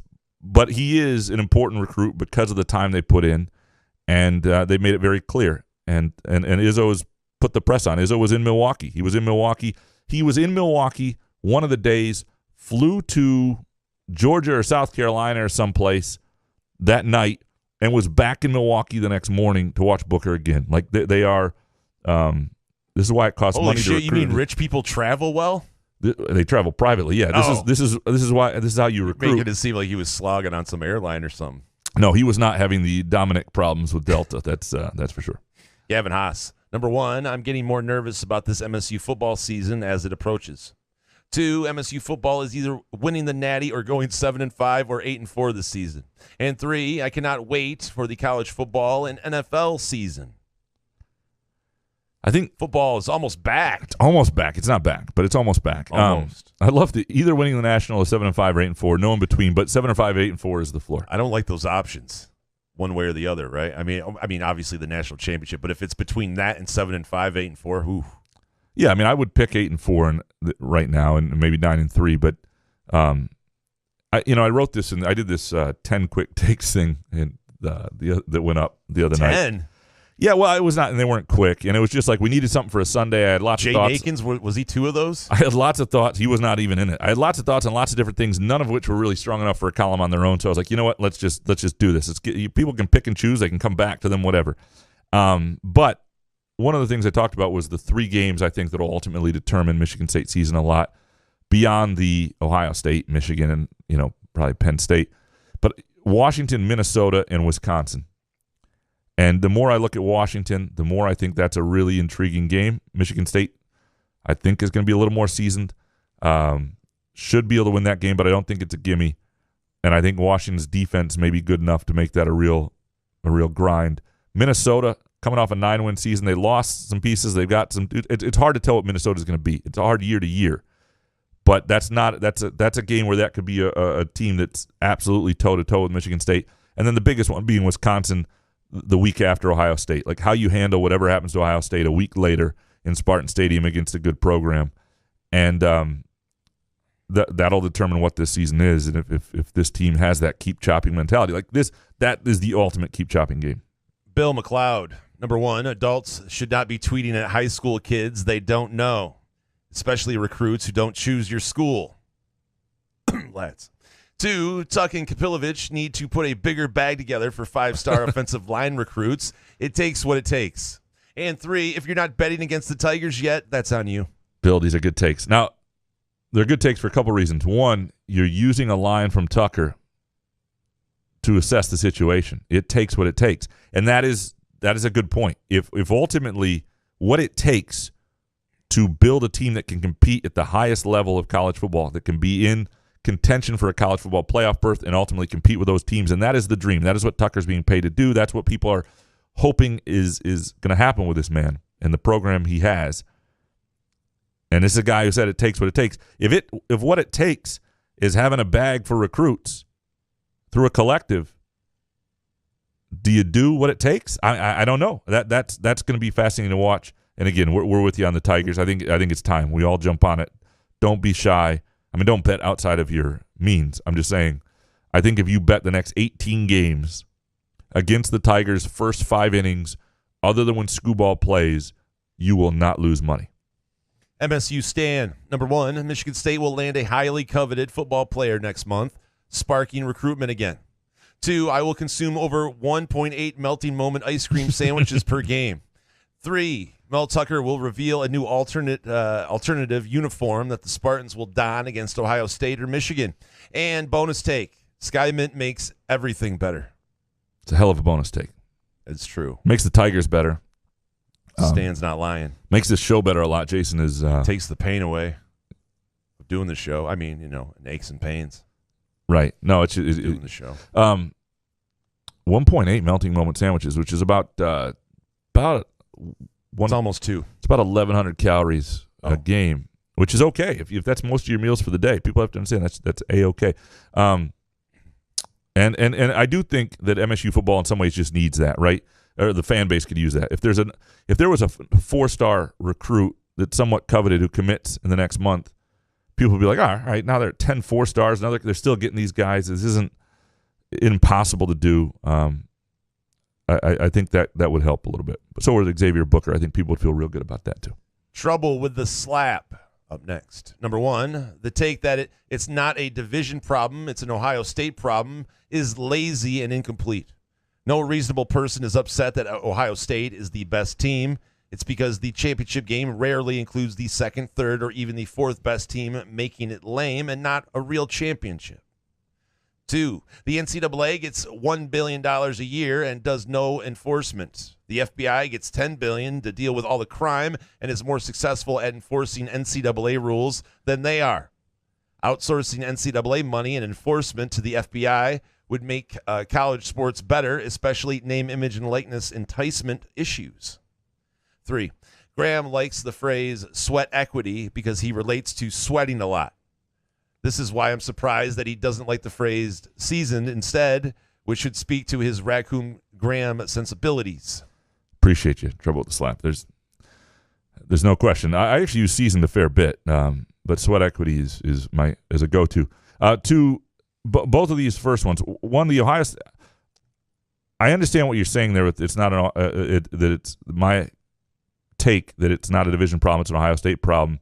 You don't agree with because it's often not the 2nd, 3rd, or 4th best team. A lot of years it has been when it's been a Wisconsin or Iowa. But what you have to remember, if Ohio State is in the other side, I think we would look at things. I just think we would look at it entirely differently. You're right. Overall, there are years where the 2nd best team is in the East.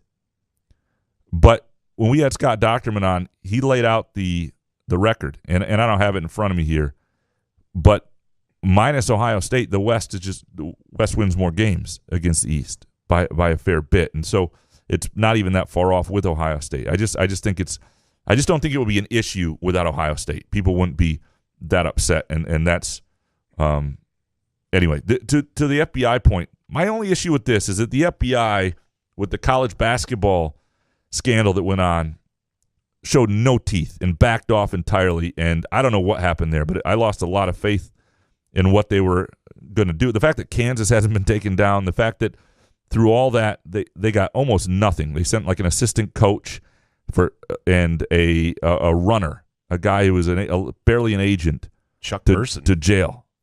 Didn't Person get in jail? Well, Person got in trouble too, but very few people got in trouble. They were not the people who were the big issues in this, and the FBI showed itself to be very toothless with Christian. what's his last name? Dawkins, Christian Dawkins. And Will Wade is still walking around. Too, yeah, right? I mean, the FBI can fuck itself. Hopefully they don't. Actually, we'll fix that in post. We'll take that out. That doesn't work for me. That's Graham Couch, by the way. Lansing State Journal. Mike Scott up next. Number 1, the Big Ten expands to 20 within a year, including Washington and Oregon, but not Notre Dame. 2, Pistons win less than 30 this year and then make a leap to a playoff team in 23 and 24. And 3, the Rube will actually bet on at least one soccer game this year at the urging of Graham, and then when he loses, will do his Graham Couch impression. Arsenal is playing too good right now. Great value. I love donuts. Appreciate you, Mike. I've bet on soccer. I did a parlay, and I actually won it. I think it was like last year. Well, I didn't watch a second of it, but I got really hot at the beginning of the Premier League season, and that's what sort of sparked a lot of this. I won 16 of my first 19 Premier League games, which is an unsustainable rate. And so I'm hoping I have similar success in August this year. But eventually, like, Jason is not a moron, and so well, I'm trying to give you a compliment here. Thanks, man. And if he sees me on a heater in soccer, he may not watch it, but he'll be willing to take part. Most definitely. Yeah. And I still like money. I mean, soccer's ass. Money's not really. I don't think the Big Ten gets to 20 with Washington, Oregon. It's got to be Notre Dame. It has to be Notre Dame. It's right? Notre Dame or nobody right now. Yeah. DeUper, number 1, partner with a gambling app to offer special odd boost and player props if you're located within the stadium. That'll keep crowds staying the whole game. 2, if your tailgate setup requires a generator, you're trying too hard. Less is more. And 3, Jaden Akins is a lottery pick next June, and so is Amani. Whoa, that is a hot take. If Jaden Akins is a lottery pick next year, Michigan State has a hell of a season. Graham's head will explode. I won't be wearing a man's ear on this. 10 takes. So this is interesting because we talked about the idea of a gambling app that you could only use in the stadium, which I think is hard to do. But if you had it, I like this idea from DeUper though. Right? I mean, it's some boost. So or if you get some sort of like a bonus, like he's saying there. So Firekeepers and the iCasino and Sportsbook app, which by the way, if you download today, you can make money on with the Tigers against the Tigers with us. But if they were to partner with Michigan State Athletics, although I think Caesars is the partner, but fuck Caesars. Caesars isn't our partner. So, but if you were to use an app there that gave you something more while you were there, you'd have a chance of keeping some extra people around. I don't know if the audience, though, in the fourth, like, how many live bets are you making in the fourth quarter of blowout games that you want to leave anyway? I don't know. I don't know if it's it would. It's a good idea, though. It's a good start, right? It's worth a conversation. Agreed. Yeah. Mark up next. Number 1, after watching my Minnesota United beat my Everton, 2 miles there, 4-0, I can safely say the MLS is at minimum on par with the championship in England. A lot of money and talent is entering MLS, and LAFC with Bale, Chiellini, Vela, and Acosta would be able to earn promotion to the English Premier League. 2, Everton are not even on par with the championship. If they don't sign 3 to 4 starting caliber players, last year will be all for naught. We play Chelsea in 2 weeks. 3, as I found myself rooting for my local team over my Premier League team, I realized you may be right about 20-year-old Americans not being able to create Premier League fandom out of thin air. But that was like watching my 2 children face off. If one child was a Euro snob, the data is inconclusive. Appreciate you, Mark. And again, how I feel about grown-ups later in life establishing a Premier League team and being a true fan. And I wish I could do it. I'm not saying that it can't happen. I don't understand it. So when you look at the league rankings, MLS is not that far behind the championship, which is the second division down in England behind the Premier League. And a lot of teams in the MLS are better than a lot of teams in the championship. So there is they're somewhat comparable. The championship is a higher rated league, but it's not that far off. And you're right, what LAFC has going. And by the way, you talk about gambling opportunities.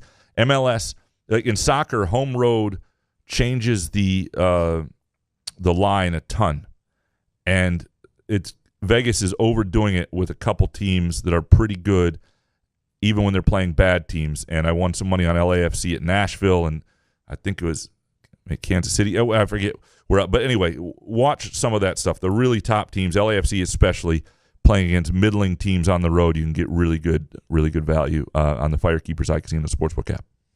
Professor, number one, there's nothing quick about 10 takes. Did you call them quick takes? I haven't looked at 10 this. quick takes, yeah.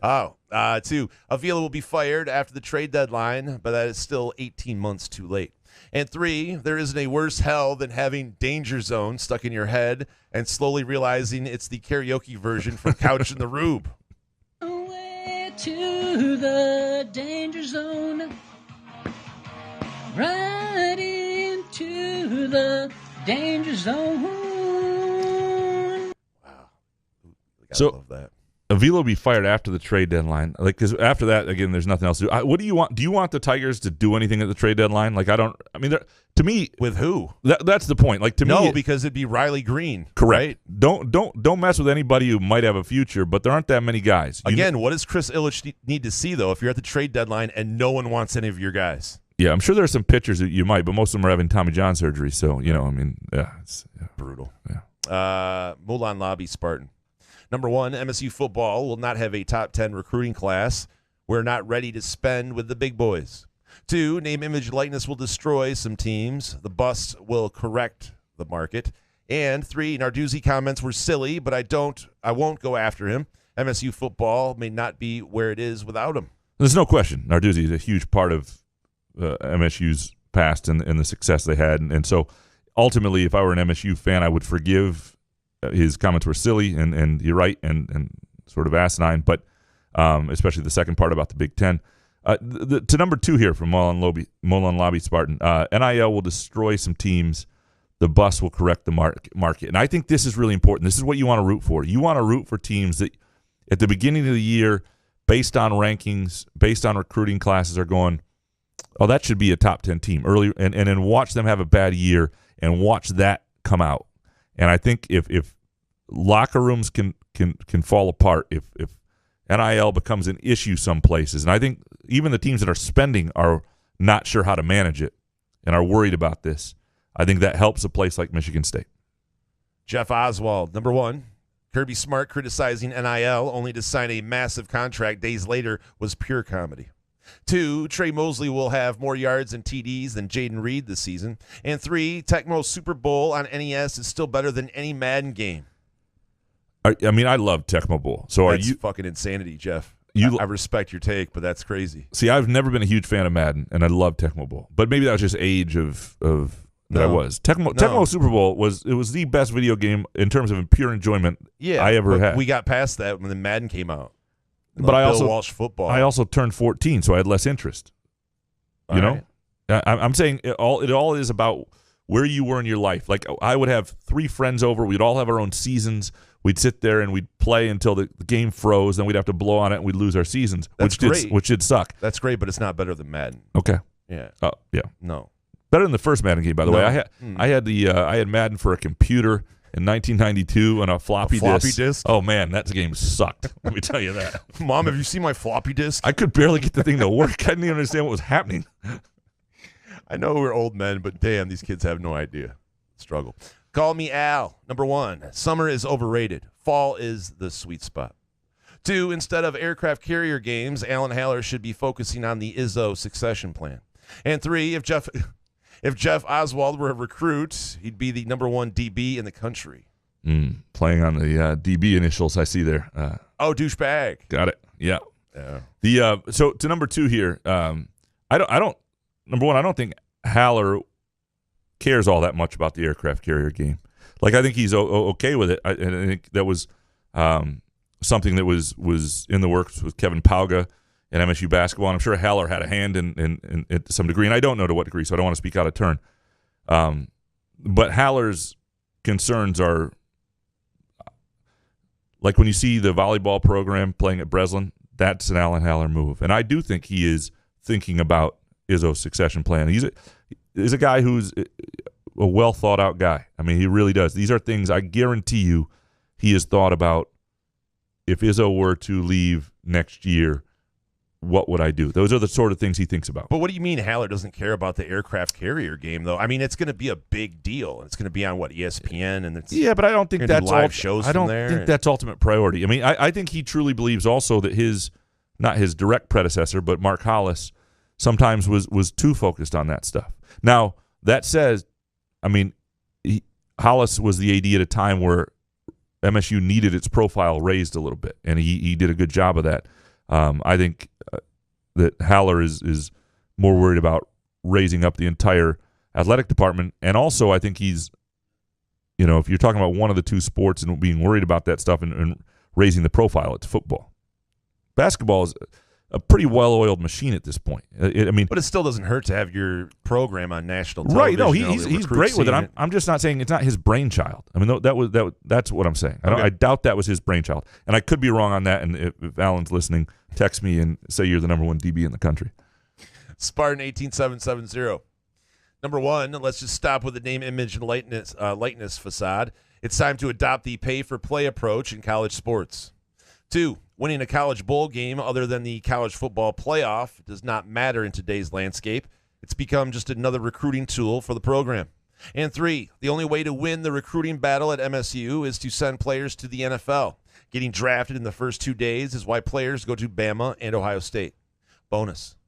Kenneth Walker not getting a Heisman invite was the biggest snub ever. The second was Elizabeth Berkley not getting an Oscar nomination for Showgirls. I do believe Showgirls has had a larger audience than more people realize. I mean, like if you grew up on Saved by the Bell and you were a guy, you watched Showgirls because you full box of tissues. And who was the other female in that? What's her name? She was hot as hell. In Saved by the Bell, you mean? No. Showgirls? In Showgirls. Oh, I don't remember. Right, I can Google Showgirls right now. Hold on. Let me do that. We'll let last go. Gina Gershon. Heading into twilight. Oh yeah. Gina Gershon. Gershaw, right? Is it Gershon? Gershon. Gershon, yeah. How dare you? Sorry. Yeah. No, that was throw a whole box of tissues to that movie. 1995, 15-year-old Graham said that was Showgirls on VHS. Was it 95? Yeah. Oh. No, this is right post Saved by the Bell. That and Basic Instinct, dude. I had those two tapes, VHS tapes stuck together. I believe Showgirls came out before Saved by the Bell, The Wedding. Hold on. Because okay. Hold on. No, that was 94. Saved by the Bell. Zach and Kelly were already married when TV show was so bad. when Elizabeth Berkley had moved on to Showgirls. I remember coming home from, I was like 23 years old, and my sister no longer lived at home, was in college or something. I stayed in her room, and she had a TV with a VHS still. And I was going through what they had, and I was like, Saved by the Bell, The Wedding, sweet. And I just watched it falling asleep. All the feels came back. You know what also changed my life? Tiffany Amber Thiessen on 90210, where she was like Kelly, who went from Kelly Kapowski to like this. Her character on 90210 was kind of like this. You can't really say it in 2022 anymore. She was a loose lady, if you will. That was the greatest thing of all time because that was like your favorite, right? Kelly Kapowski. Anyway, Kelly Kapowski was I mean, she was when you were. I mean. Yeah, we should move on before I say something stupid here. Yeah, hey, go ahead. Alan Perlstein, number one. Hold on, I want to actually one other thing. Spartan 877. Lark Voorhees was also on. Yes, she was hot too. And have you seen the new Saved by the Bell reboot? By the way, Jesus, no. It's good. It's actually really good. They make fun of themselves. It's so well done. I can't do it. It's so well done because it's produced by the former cast, and they have some of them are in it. But like the Mark Paul Gosselaar, the Zach Morris guy, plays the governor of California. And he makes fun, and his son is the new kind of Zach character. They make fun of themselves constantly. I mean, it is really well. It's a group that understands how to be self-deprecating and understands they're both appealing to a younger audience, but they're also largely appealing to a bunch of 40-year-olds who grew up on them. It is incredibly well done, and I'd never steer anybody wrong on a show or movie recommendation. What app is it on? It's on Peacock. Peacock. Yeah. I would absolutely advise. By the way. Time to adopt pay-for-play approach in college sports. Look, I think that's ultimately, to some degree, where this is headed. But NIL isn't going anywhere either. That's the thing you have to remember. That's endorsement money. That's there. And so does pay-for-play stop NIL in the recruiting space? That's why I think you need a players' union. You need player voices. And I don't, frankly, know where this heads. But I don't think just paying for players or having some more uniform approach stops NIL and stops some things happening in the now maybe there's enough money elsewhere to make it less impactful. That would be the hope. Alan Perlstein, Number 1, will the NCAA salary cap name, image, and likeness spending in order to provide some semblance of order to college recruiting? 2, should schools that can't compete in the realm of NIL band together in their own conference? And 3, the Tigers should fire Al Avila, their training staff, and hitting coach. So I'm not usually somebody who blames the trainer for injuries. Like I know that I've talked to guys who operate, our nutritionists and training staffs, and like they do lose their job sometimes, especially in the NBA when there's an injury-riddled year, and it sucks. And so they know it, and a lot of times it has nothing to do with them. It's just bad luck. It does feel right now like there's a lot of injuries. I feel bad for the Lakers guy with Anthony Davis. Oh, goodness, yeah, right. They take dude's out every game. By the way, guy I know pretty well from Lansing, went to Sexton and Okemos, Jasper Bibbs, who I've written on. He's Zion Williamson's guy right now who's training him, and he's a nutritionist and personal trainer. He's the guy that he was working with in Portland. No, it's Zion's hire. Like, it's not the team hire. He'll be. I mean, it's a cool story. I'm going to do a story on him soon. He used to work. He was the Utah Jazz's guy, and then he was briefly at LSU, and I think that's how he met with Zion. But so he knows Will Wade. He does. He worked for Will Wade for 2 months, and then that ended. There's a story. And Zion looks in incredible shape right now. He sent me some pictures of him. It's kind of fascinating. I told him shirt off pic. It was like him. Like a tank top pic. Weird. It's weird. I mean, if you're Zion, though, it's like your trainer's sending Graham Couch a picture of tank top. Fair enough. I asked him to bring him up to Moneyball. I said that would be a big night at Moneyball if you could just bring Zion up to. Dude, people's heads would explode. It would be absolutely. Jack Ebling would just spin in his chair until he went right to the sky. It would be incredible. Yeah. So, but the Tigers should definitely fire Al Avila. I don't believe their hitting coach has done all that well either. I struggle with the training staff stuff, although it feels like there's a lot. To the other points, though, the NCAA can't have a salary cap on NIL spending. They won't stand up in court. Like, the courts have kind of spoken on this, and you just can't limit what unless there's it's going to have to be collectively bargained, and that's why you want a players union at this point, because they could do something like that. Again, this is endorsement money, though. It's not like a salary cap in other sports. It would be really difficult to do in a lot of ways. And if we talk about the Big Ten getting all this money, if Big Ten schools aren't able to compete in NIL in terms of the recruiting space, if that's really where this goes, and I don't think it ultimately will land there, that would be fascinating to watch how those discussions happen and what the league thought of the SEC and how things all, because the Big Ten isn't doing itself any favors. Nobody's going to reach out to the Big Ten and feel sad for them. They may be in similar spots, a lot of ACC schools and Big Ten schools and Pac-12 schools, in terms of priority or recruiting cachet and all that stuff. But the Big Ten just screwed over the Pac-12. It just screwed that alliance really quickly. It just threw everything into a tizzy again. Nobody's going to have any goodwill for the Big Ten right now. Doug Warren up next. Number 1, Josh Allen, NFL MVP. 2, Kenneth Walker III, NFC Offensive Rookie of the Year. And 3, it will be a mistake if The Athletic doesn't have an MSU beat writer this season. The first 2 choices could absolutely happen, although Walker's on what I think is going to be a pretty bad team. And so he might get a lot of carries, but I don't know. Yes or no, has The Athletic contacted you? They have not. Okay. But they are not going to hire a douche beat writer this year. Beat writer, yes. From what I understand.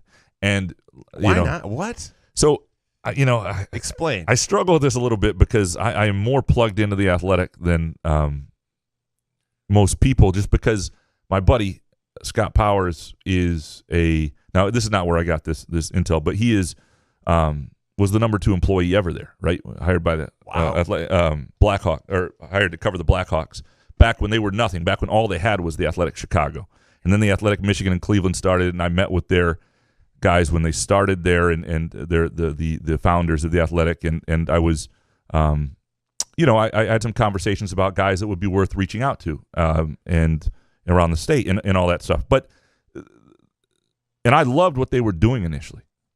And I still love a lot about what they've done. But I thought their emphasis on understanding how important brands were, and the local, having talented writers cover local teams.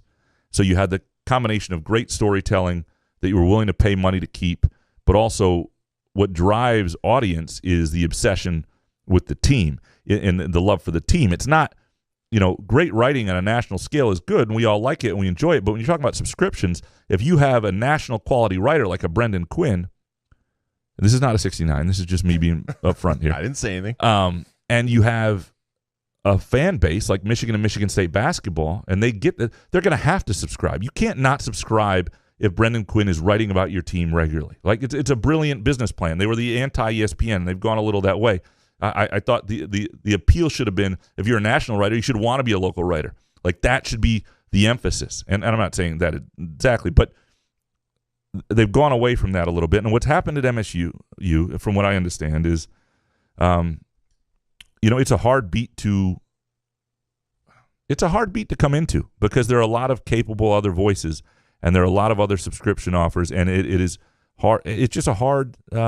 But you lose a lot of people. I feel like you lose a little bit of credibility, in my opinion, if you're not going to cover Michigan State and send someone there. This is a business decision. This is not like they knew what was happening at MSU that didn't have the audience, didn't have the subscription audience, and for MSU football, and they weren't sending him on the road really, and so he wasn't going to be able to build an audience there with hoops, which is a problem. Which Quinn had that advantage. You got to let a guy really go wild on the beat, and I think there's opportunities. And if they weren't going to let him do it, then there's too much competition to win an audience when there are other capable. I'm not trying to toot my own horn or anybody else's, but Michigan State is a fairly competitive, competent beat, and there are other places where it's less so, or the fan base, for whatever reason, if that's not tooting your own horn, man. But there are other. I'm tooting Solari and Charbonneau and other people too. Well, yeah, you're bringing other people with you, but man, toot away. And I don't know all the discussions that were had. I just know that from what I understand, they're not planning to replace that position right away. And I think some people who are listeners and readers have confirmed that, and by reaching out. And so it's. Yeah, no, it just is what it is. Tony and the Ducks up next. Only 2 hot takes on this fine Sunday. Number 1, there should be an increased fine for littering. Those people are scum, along with those who don't return shopping carts. 2, MSU definitely needs a TBT alumni team. Yeah, I'm actually, I guess, a little surprised that they don't have one, although, you think of guys of a certain age, and a lot of them are coaching. Appling is no longer available. Adrian Payne isn't around. Like guys who would be the type of guys you'd go on those teams. It's not. But those are. I think Tony and the Ducks is a new listener. You want to tell your story about throwing a wrapper down because the weather didn't cooperate for you? Taco Bell wrapper? I don't think he's new. I think he might be more new to participating. But he's calling you scum then. You're litter bug. Yeah, chucked it right out the window. It really happened once, and that became a bit. But it was, I was frustrated. What a great bit. Mother Nature did not hold up her end of the bargain. It was like the third straight. Don't pollute. Am I right? Third straight Thursday, and so I went to Taco Bell, and I let Mother Nature have the wrapper, and that was not a mature moment for me. But people, if you don't return the shopping cart on a day like today or a non-rain day, I can understand if it's raining or something. Even so, like that. Return the shopping cart. I understand. I'm trying to give people the benefit of the doubt. Either you shit your pants or it's raining. There's one. Like, there's no other than that. There's no reason to not return it. Yeah, two You're excuses. A psychopath. Shit your pants is always a good excuse. Right. You got to. Second excuse is if you got your hands full like an infant and there's shit going wrong with kids. I understand if like there can be circumstances in your family life where like this is mayhem. I got to deal with this right now. But short of that, you should do it. Cucker Tarlson, number 1. Love Michigan, but the ocean beats lake days any day. 2, Kenneth Walker comes to the Lions after a year and takes us to the Super Bowl. And 3, is there anything worse than hearing Graham talk about showers not taking? Bonus. Oatmeal, man. Let me tell you, me talking about oatmeal is worse. I have it. You want to play it? Bonus. Every time somebody asks Graham to not stout it, he stouts it even harder. The record will show. I do tend to stout it. It's impressive. Yeah, it's Stout would be proud of you. Oceans beat the lake. Again, this is like somebody's up north. Like if you live out near an ocean and this is your vacation experience, you will go to the, you will absolutely fight for this. And I will. My personal opinion, as somebody who loves the ocean, is Lake Superior is tops, and that's just I'd fight you for it as well, without question. Mr. Ben Jen, number 1. In 100 years, Michigan will be the most desirable state to live in, led by water access and good weather. We'll be far gone by then. 2, The Athletic had a good article on Max Christie. He will be in LA's top 7 in 3 years. And 3, Lock of the Year parlay. The U under 8.5 wins, MSU over 7.5, Michigan over 9.5, and Lions under 6.5. Okay, a couple things I want to do here. One thing I want to say about The Athletic too is I've heard a lot of people saying they're canceling their subscriptions and all that stuff. I would let this play out a little bit if you can wait a couple months. Let's see what they ultimately do, and then also I think in hoops you'll still have Brendan Quinn around a fair bit, so there'll be some good stuff. So. I wouldn't say they're, so what are they waiting around for? Well, they're not. I don't think you're going to get an MSU football beat writer though. So why would you hang around for? That's a good question. Wait? I don't know. I was just trying to be kind to The Athletic here, because I love The Athletic and I love what they represented, and I'm a little nervous about where they're going with the Athletic on this show. I apologize. What am I doing? And you lasted all of a second and a half with that lie. I don't even work for them, nor do I want to. I mean, you just gave up right away. I've never. Anyway, okay. Anyway, so. Lock of the Year parlay under the U. Miami is always a good under, although some year they'll hit, but I think they're always a good play. MSU over 7.5. I don't feel as much about a lock of the year. Michigan over 9.5. I like a lot. Lions under 6.5. I don't love. The Lions to me, have a feel of a 6 or 7 win team. Like I like where the line is, and I don't like it. I don't like playing it either way right now. You feel the same? Yeah, I like Ben Jen, but the lock of the year parlay, I'm not a fan. Yeah, I don't like it. Gut feel. Kurt Wisniewski, number 1. There's not a snowball's chance in hell Pitt beats MSU with tiny hands by 21. 2, the Tigers will not win 69 games, 61 and 101. And 3, hammer the win total over for the Lions and MSU football. And if you feel that way, I would do it, because here's the thing: there is you've now got money on the team you're rooting for. And there's something great in that, especially if it starts to happen.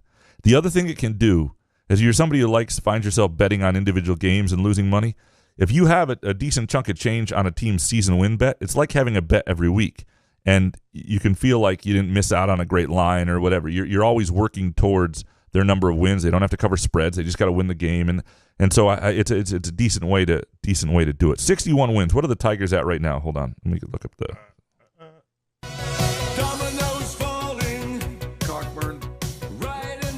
So 61 and 101, he says, and right now the Tigers are 38 and 58. So that would mean 23 and 43 the rest of the way, which could absolutely happen. They feel like they could be on that sort of slog. I hope you're not like Mia, who has them at over 77.5 wins. Well, we're rooting for a terrible record, so it's perfect. Basically, you fire Avila, you have to. If they go 61 and 101, you can make a lot of money betting against them. They're not going to have Avila back. I just can't imagine it. There'd be a revolt at some point. There's going to be a revolt or apathy, and I really hope there's a revolt. And I hope you don't get to that point. I hope there's just an understanding that this can't continue. Chris Eastlick, number 1, all-star uniforms are lame. Bring back the actual team jerseys. 2, the home run derby should go back to the 10-out system. And 3, flying his ass right now, but stop being jerks to gate agents. There you go. And that's, again, how you get better deals. Who else do you yell at, though? You know what I mean? Like, these gate agents aren't innocent, all of them. I get it. They're dealing with customers. I've worked in customer service. It's complete ass, and I know you're going to be a jerk, but, when you're know that you're not going to fly home that night, I mean, who are you going to vent to? The gate agent has to take it, I guess. Just vent in a certain tone that's not abusive. Yeah. I would you say. Always just preface it with, listen, this is not for you. I'm just saying this out loud in anger. Yeah. Right? That's how I do it. Yeah, no, and the All-Star game, bring back the actual team jerseys. Do you like the game jerseys or team jerseys? I mean, listen, I'm old, so I don't know. Are people enjoying the uniforms? I think they look like ass, but again, when I see jerseys, I mean, are they for someone else? I like people enjoy them fine. I like the team uniforms, to be honest, because part of that is you don't even recognize who half these guys are without them. I mean, they have their names on the back, so I guess you could read, but I don't know. I take my point back. I don't know what I'm saying. The number and the name on the back. Graham Carpenter, number 1. The PKAY recruitment choosing Texas shows money trumps all. 2, after July sucks. I want the weather to turn to comfortable temperatures. And 3, Derek Broussard will be MSU's starting running back. Bonus. Take the Lions over and MSU over season wins. And by the way, PKAY is Peyton Kirkland, who just the offensive lineman who chose Texas. Broussard is MSU's starting running back. You know, I have no idea how this will shake out, but Broussard is the guy. There was one thing that, and I can't remember if it was Tucker or running backs. I can't, Ephraim Reed. I can't remember who said it, but somebody said of Jarek Broussard that he had a lot of the traits of Kenneth Walker, just a little bit smaller. And so he may not have some of the, I mean, if you're a little bit smaller, you're not going to be able to get through some of that stuff that Walker could. But when you hear that, it makes me think that they believe he's a guy who's going to be their number one, whether, obviously it's him and Jalen Berger most likely. But if I had to put money on something, fit practice hadn't officially started. He wasn't at spring practice, but my money would be on Broussard as the number one. However, I would say this. I do not think it's going to be like last year where you had a true featured back who was carrying the ball every opportunity they could. I think you will have something more where it's like a 15 and 10 carry sort of deal with a couple guys. Your girls capper up next. Number 1, recruiting nationally will hurt MSU if we don't recruit at an elite level. The edge during the D'Antonio era was built on recruits missed by Michigan and Ohio State with a sense of revenge. In 2 years, that will be gone.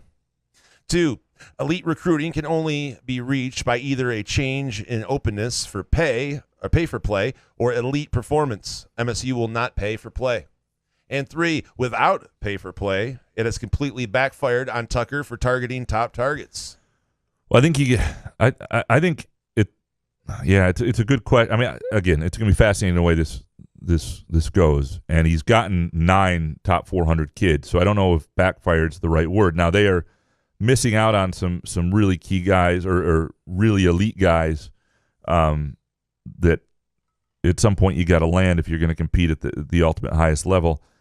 And so I'm with you on this. MSU will not pay for play. At least there will be changes in the administration before it happens, I believe, because I don't believe that their compliance people are going to allow it, and I don't think it's what they want to do. It is interesting, though. Recruiting nationally hurt MSU if they don't recruit an elite level. The edge during the D'Antonio era was these chip-on-the-shoulder recruits, especially in Ohio.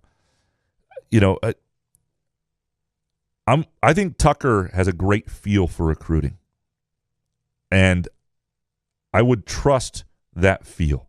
It looks right now like we've seen it already, and so all these, let him adjust to this. Let him figure this out. And if it's a problem, I think he'll be vocal about it.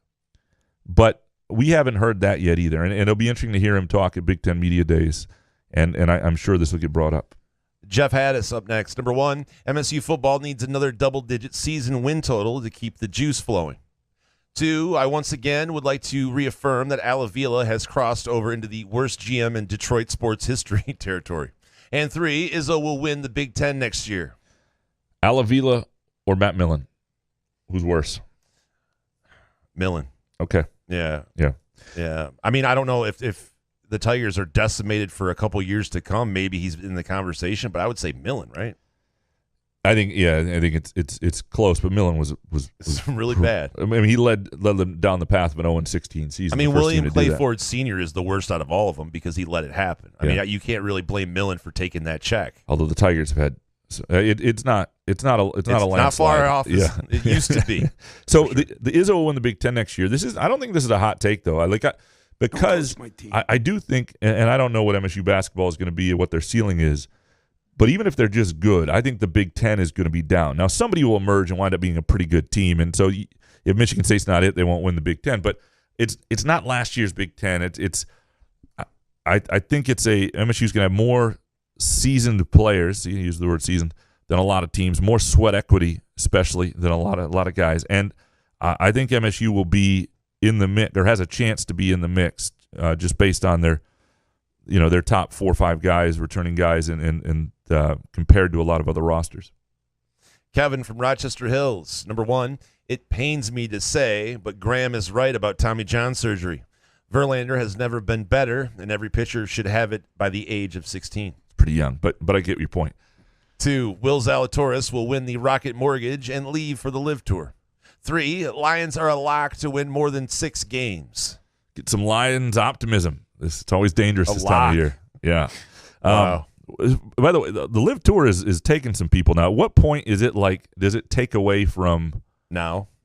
Does it? Yeah, if they're going to get Barkley, I think if they get Barkley, and I think they still need a couple more players, right? But well, and ultimately, it depends how much you watch the PGA Tour. If all these guys are still playing in the majors, and you're somebody like me who's a golf fan who watches the 4 majors and not a whole lot else, unless he's gambling on it, it doesn't make a whole lot. But do you want to gamble on the Live Tour though? Like no cut, 3 days? Like, No, I'm not. But I would gamble on the PGA Tour occasionally. Right, that's what I'm saying. But you need the gambling aspect to be successful in any sport, right? I mean, like with the XFL coming out, you have to have gambling incorporated in your thing. Like if the Live Tour, if it's hard to gamble on and it's hard to find, I don't know if it'll be successful no matter what. But yeah, no, I'm that the more guys that leave for that, the more, and I think, I mean, I had the exact wrong take, by the way, when people were talking. It was who just won the British Open, which is nuts.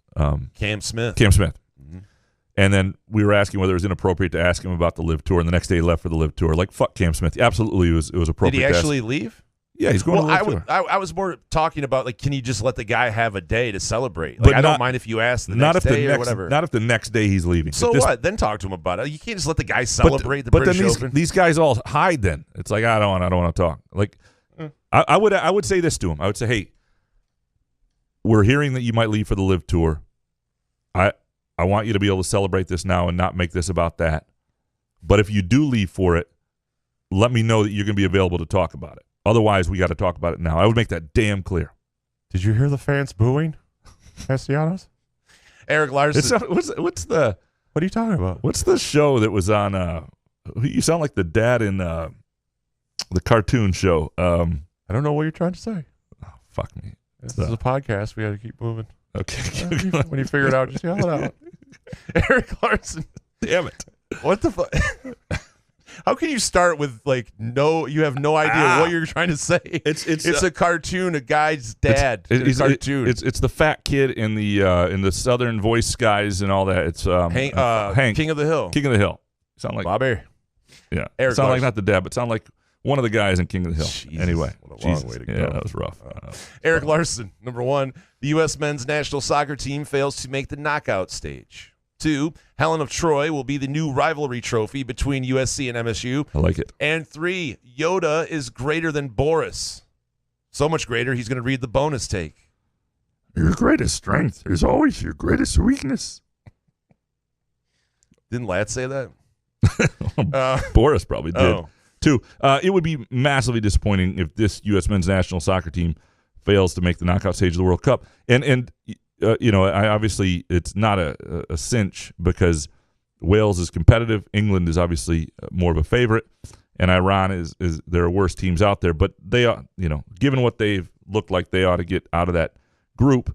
It is going to be a fascinating month, though. I had a buddy visiting on Friday, and he was just talking about how fired up he was for that, how he's going to take time off around Thanksgiving for that. Like, I used to wonder how much soccer could carve out an audience around that time of year. I'm telling you right now, the World Cup in November is going to be a big deal, and it's going to take a chunk out of other things. Like if World Cup big games are on Saturdays and stuff, people will be watching that. For the gambling aspect of that, though?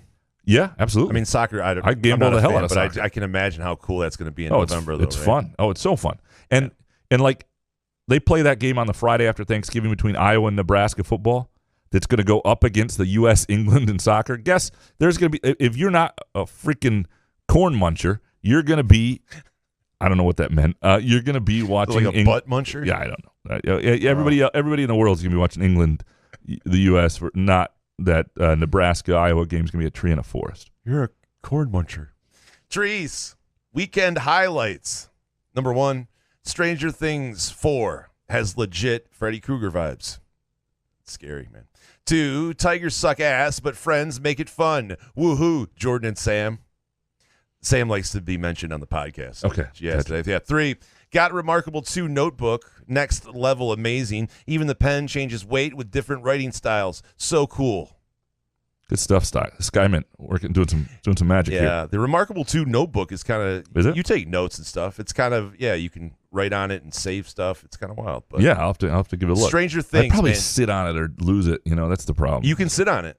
You can't lose it, but you can sit on it. Really? And it'll it's still almost work? indestructible. I like that. They always say that about you might test the limits. Yeah, I've broken a few things that were supposed to be by sitting on it. What's the water jug that's supposed to be indestructible? It's like the Yeti. No. Into overdrive. My brain is just fried for some It is reason. really. It's Skyman. It's what we all It's use. that thing that you put on a counter. Fuck me. Well, I mean, how am I supposed to help you here? It's the worst. It's most of the time I find this hilarious, but it's sad. Now. It's not funny. It's not good at all. Right. I'm just tired from I had a long day with the in-laws and my wife's aunt and uncle, and was telling all the stories I had. It was I did a lot of work for them for Midtown Brewing Company. A lot of stories we're telling at brunch today, and didn't save a lot of brain energy. Anyway, I break things that aren't supposed to be broken. This show is wild, man. Tyrone Couch, number 1. Part of me wants to be able to buy players. I'm more glad I'm too poor actually to do it. I would rather see guys that want to be Spartans. Everyone needs to jump on East Lansing NILclub.com and support those that already chose MSU. If I can afford $200, almost anyone can. 2, MSU football will have more wins than the Lions again this year. 3, next time you think it's hot, remember that I went to an outdoor tennis tournament in Tennessee. Temp was 92, felt like it was 107. Courtside thermometer read 114, and humidity over 50%. The South is hell disguised as a place to live. You know what Tyrone needed? A Nalgene. That's what he needed. He needed a Nalgene water bottle. That's what I was talking about. You're not supposed to be able to break those. I've broken 2. What is that? It's a Nalgene. It's like a water bottle. Anyway. That's what I was trying to come up with. I don't know why. You're saying it's a common product. I've never heard of it. Nalgene? Everybody has a Nalgene. Tyrone has a Nalgene. I guarantee it. Well, Tyrone has a bonus. And it's Pat Narduzzi can eat 7 pounds of herpes-infected testicles after his comments on MSU and the Big Ten. I scored 17 points in a basketball game once. Like Pitt, I'm still not any good. We like you, Pat. We liked you, Pat. Now you're behind Harbaugh and bitter. They chose Coach Mel Tucker. Behind Harbaugh. Yeah, that's a long fall. The NIL, the East Lansing NIL Club is going to be interesting, and it'll be interesting to see to what point that raises money for MSU players. And I can't remember what the initial figure was that they had raised already. It wasn't overwhelming, but I do think it's an opportunity for people who are not big-time donors to give something, to feel like they're giving something beyond their seat license, beyond the program, to give something to the actual players. But the danger in it, is the players also will have a feel of how much they're worth and value and how much the fans really want to give to them. And if it's not a big number, there is a little, I think, is a little danger in that. If they're disappointed in it, I think that'll come out, and that's not great for the program either. But I do think it's a cool concept. It's the idea of doing something collectively is a player group, and providing something for it, and I think it's a concept that can grow and you can do more with. And I think as NIL grows and NIL evolves, that's a really good way, a really good sort of base for ideas and sort of these collective ways that fans can give and the players can provide something. Matthew Dyer, number 1, Narduzzi, never media savvy, was extra douchey in that podcast. Enjoy being left out, asshat. 2, when Hazelton gets his players and understands his system, MSU's defense finishes top 3 in the Big Ten this year. And 3, MSU destroys Wisconsin and gets to 10 wins this year. This will be interesting to watch Hazelton. I think he's got. I don't think he's got a great defensive personnel, but I think he's got better defensive personnel and more depth and more ability to do things. And so I'm curious to see what we see out of his defenses this year. There should be a jump. There should be a jump, no doubt. Captain Dave. Number 1, Moneyball has the feel of watching an all-star game. 2, if Moneyball is good for player development, shouldn't all the bench players like Steven Izzo and Davis Smith be playing in Moneyball also? And 3, name, image, and likeness has surpassed the relationship in importance in recruiting. It will for certain players. There's no question. Because if you're, I say there's no question a lot. I got to remove that from my verbal pauses because it sucks. And it hurts this podcast. I didn't notice until now. Okay, thanks. Yeah. That's, but I do think that there are, I mean, the kid who just picked Texas, who didn't have them in his top 5, right? That wasn't. Does that bother you? Doesn't bother me. Oh, okay. Well, No. It sounds like it bothered you a little bit. No, I just think it clearly, though, is an example of NIL being what matters in the recruiting space. And that's to Moneyball. Davis Smith does play in Moneyball. I don't think it's important for player development. I think it's a showcase. I think it's fun. I think it's cool that the MSU guys play, and it does very much have the feel of an all-star game. But shouldn't Steven Izzo be there, though? I mean, it's kind of like there's really no defense and Yeah, I mean, a couple buckets. And I mean, throw an alley-oop. He could if he wanted to.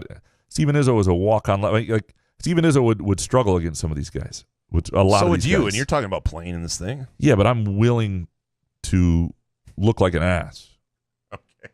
There's a little bit of a difference. Fair. And I'm also delusional. I don't know that Steven Izzo is. I think delusional is the key to being delusion is the key to happiness, especially athletic delusion. Skyman is truth serum. Bo McJunkins. Number 1, you're either okay with Saudi money or you're not. Writers and announcers excusing businesses and leagues while blasting Liv can't have it both ways. 2, Pat Narduzzi is mad he didn't get an interview and he's souring his legacy. He seems very sore at the school who made him one of the highest paid coordinators at the time. 3, recruiting is not fun to follow in the name, image, and likeness era. All this post-spring game and visit hype has turned into a lot of second place. It's a runaway train. Yeah, I mean, this happened to MSU basketball at times, and they were still able to recruit even though other guys were paying people. Like, I mean, Cliff Alexander loved Izzo, loved MSU until he realized there was no check coming with it, and that wasn't going to be an option. And yeah, I mean, it does make it less fun, which I've never found recruiting all that fun. But there's no question it changes it, and it'll be interesting to see how the recruiting sites and other places deal with this, because you're going to have to, it's not just about the coaches and relationships there. If you're at 24/7 or rivals, you're going to have to understand the dynamics of collectives and who has what and who's offering what, and it's going to change some things a little bit. And you're right, it's not as nothing about college sports is as fun right now, and that's not good for college sports, even if some of this stuff is needed and is a comeuppance for the way we did things for a long time. And the way we did things for a long time was fun for us as fans, even if it wasn't the correct way to do things. And so we have to find a place and make sure make sure this works for athletes and they get what they deserve, what they're offered, but also don't destroy the industry and the product. Number 1, do you really have to be okay with Saudi money or you're not? I mean, can't you be indifferent? And obviously a lot of the writers and announcers talking about Liv, if they were offered $1 million, contract or something like that, would they take it? Would they be honest about answering the question? I don't think you have to be Saudi money or not, right? Be indifferent about it. Yeah. It's just a new league. It's a new league, and where you get your money. I mean, there's shenanigans going on across the board with a lot of stuff people use all the time. Some of the Saudi human rights stuff is bad, man. Absolutely.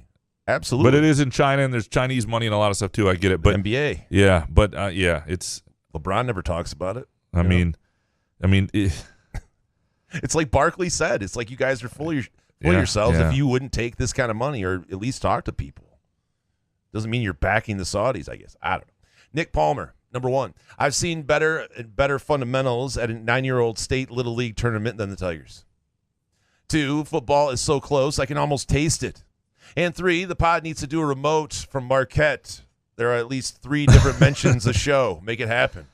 I would love that. And Jason would love Marquette. How far of a drive? 6.5 hours. No, 6 hours. No thanks. We way? We need a Marquette sponsor. Yeah. It's closer to Minneapolis is closer to Marquette than Lansing. Can we Chicago's fly? closer. For a very large amount of money, you can. Well, that's the rule. Okay, that's the rules. Charter a plane, I'll go. Yeah. No. Football does. I don't. It doesn't Football's actually. back. It doesn't feel close to me yet. Yeah, football's back. It's not back. Carl Milak. Number 1, fuck Texas football. 2, fuck the Tigers. They weren't even able to stay interesting until football season. What am I supposed to watch or care about until then? 3, saunas are better than hot tubs. All right, saunas versus hot tubs. Where are you at on this? Hot tub. Okay. I'm a hot tub guy. Yeah, I am too. Yeah, saunas are. I understand what you're saying, but I'd like a sauna. I have no problem with the sauna. Right, but not better than a hot tub. No, hot tub in the winter, like going out on a deck into a hot tub in the winter is pretty awesome. That's one of the best. Now, like a public hot tub, like if you go to the gym and use their hot tub, Not a sauna, huge fan of that. Yeah, like I'd rather sit in a sauna. Yep, totally. You know, naked dudes, I guess. Shared gym. I'd rather be at a sauna. Yeah.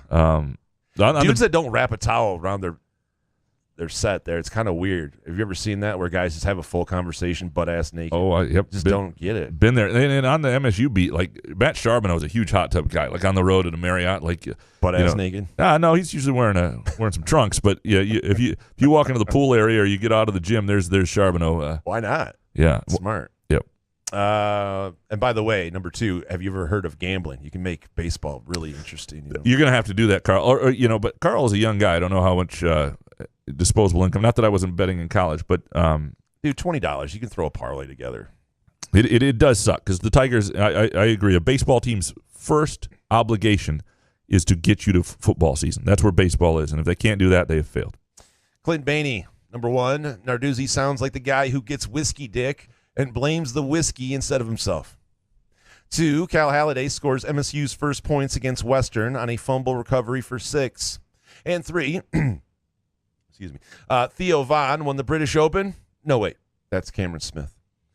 And lastly, a one-ball pet peeve bonus take. The guy who wears a rock band T-shirt and can't name one song or a band member. Hey, man, you didn't get that T-shirt from Pine Knob. You got it at Meyer. I don't even understand that guy. Like it's a younger person. I've witnessed it, and I did ask them if it was a Nirvana, and it was a really young person, and they rattled off like 5 songs. So threw it in my face, so I stopped asking people. Wait, so this is not his situation. There was a young person. I was around. Yeah, whatever. And then they were wearing a Nirvana shirt, and I said like, "What was your favorite song?" And she like rattled like 5 songs. Well, that's fine. Yeah, yeah. No, so, absolutely. But I think that's what One Ball Bainey's talking about. Yeah, no, I don't. I mean, I don't understand why you'd want to wear a shirt if you didn't truly like somebody. I'm a Deftones fan, and if I saw someone wearing a Deftones shirt, I wouldn't be offended if you didn't really know. But it's just like if you like the shirt, you know. But it's also his pet peeve, and we all have our own pet peeves. I understand. Yeah, I understand. Neurotic pants. Number 1, Graham Couch deserves commendation for making a guest appearance with my beloved player-hating Snark Kings, the Can't Read, Can't Write podcast. Rumor he was paid. 2, possibility MSU becomes Michigan's football school. Michigan becomes the basketball school. And 3, rumors are Tuck and Izzo drunk dialed Narduzzi and hung up on him while giggling. Look for a $75,000 and free dorm lodging offer to take his old job back. So the U of M is never going to become Michigan's basketball school. It is 8th in the state in terms of interest of the sports, Pistons, Red Wings, Lions, Tigers, Michigan State, football, basketball. It's 8th. It's last. Nationally, it's a bigger brand. So, but yeah, no, I enjoyed the Can't Read, Can't Write podcast. If you haven't listened to that conversation, you're looking, one of these days where we don't do as many pods as you'd like or something. And by the way, I can't believe you listen. We appreciate that to us. Did you get 69 on this pod? We did not. No? No. What's the point? Dark Mantonio, number 1, Ohio State is always brought up by Tucker and or Spartan talkers as the target. Nothing wrong with aiming for the top, but those are some lofty aspirations. I don't think MSU football will ever be on Ohio State's level talent-wise or success-wise on a year-to-year, decade-to-decade basis. It's hot in here. 2, Texas A&M better make the college football playoff in the next few years, or this last 3 years of recruiting will be a total waste. And 3, Graham, the Can't Read, Can't Write, and Locked On Spartans are pretty hardcore fan-biased pods. Wouldn't have guessed that you listen or especially appear on them. Maybe you are more of a Spartan slappy than we thought. You've got me. No, a couple things. One, I listen to fan podcasts sometimes because they're good or I enjoy the content, and they also help me understand where people's heads are. what Matt Sheehan does with the Locked On Spartans is a hard gig. He's flying solo. I mean, he has guests on, but he does 5 days a week on his own, and that's hard to do. Jesus. And so what I like to do is By sometimes himself? Yeah, I like to well, this time of year I think it's like 3 days a week, but I like to listen to him when he's desperate, and I can tell when he's really got nothing and he's trying to fill it. Because we've all you should been not there. root for that because that's going to happen to us. Absolutely. You know what I mean? It's the But worst. it gives me a sense of where people go for their desperate takes, and that gives me a sense of where people's heads are. Sorry, Matt, if you're listening. And Can't Read, Can't Write, I think for a fan pod is I think those guys are really good. They're entertaining. I don't think it says anything about being a Spartan slappy. They're fans. They don't hide it, and that's my big thing. And there are some fan podcasts that are good. There's some that aren't. And I think as long as you're sort of honest about who you are, I enjoy that stuff. Plus size softball dad. Number 1, spent the weekend watching my kid play softball in 90-plus degree Maine heat. Summer's ass. 2, the Tigers and Red Sox are my favorite baseball teams. Summer's ass. And 3, fall camp can't start soon enough. Summer's ass. If you're a plus-size dude, too, summer is ass. I'm 100% with you. And if you're the Red Sox, I don't feel bad for you, though, man, because if you're a Red Sox fan, you've had a lot of fun for a while now. And for a while, when the Tigers and Red Sox were both good, you had a lot of good years. But the Reds, but this year, I get it. It has not been great. Al, up next. Number 1, the Tigers make me sad. 2, late July is the dessert of the sports calendar. Desert. Hot here. 3, MSU will have an insane 2023 hoops class. Yeah, well, I mean, I do think Jeremy Fears Jr. is a good start to that, and Xavier Booker would be a big pickup. I'm fascinated to see where he goes. It's been a while since I've seen Izzo put this much into a kid, and I don't know if that's actually the case. It's just been so visible, right, and so apparent. So I shouldn't say been at every game. Yeah, but that's happened before. I just don't think we always know it, where this has just been very obvious that they want him. Sunshine Spartan. Number 1, Tour de France's ass. Seriously, who actually watches this nonsense? 2, MSU defense will be the best part of the team. And 3, going on vacation is great, but not sure it's worth coming back to weeks' worth of work not done. Good work there. By the way, he had a typo.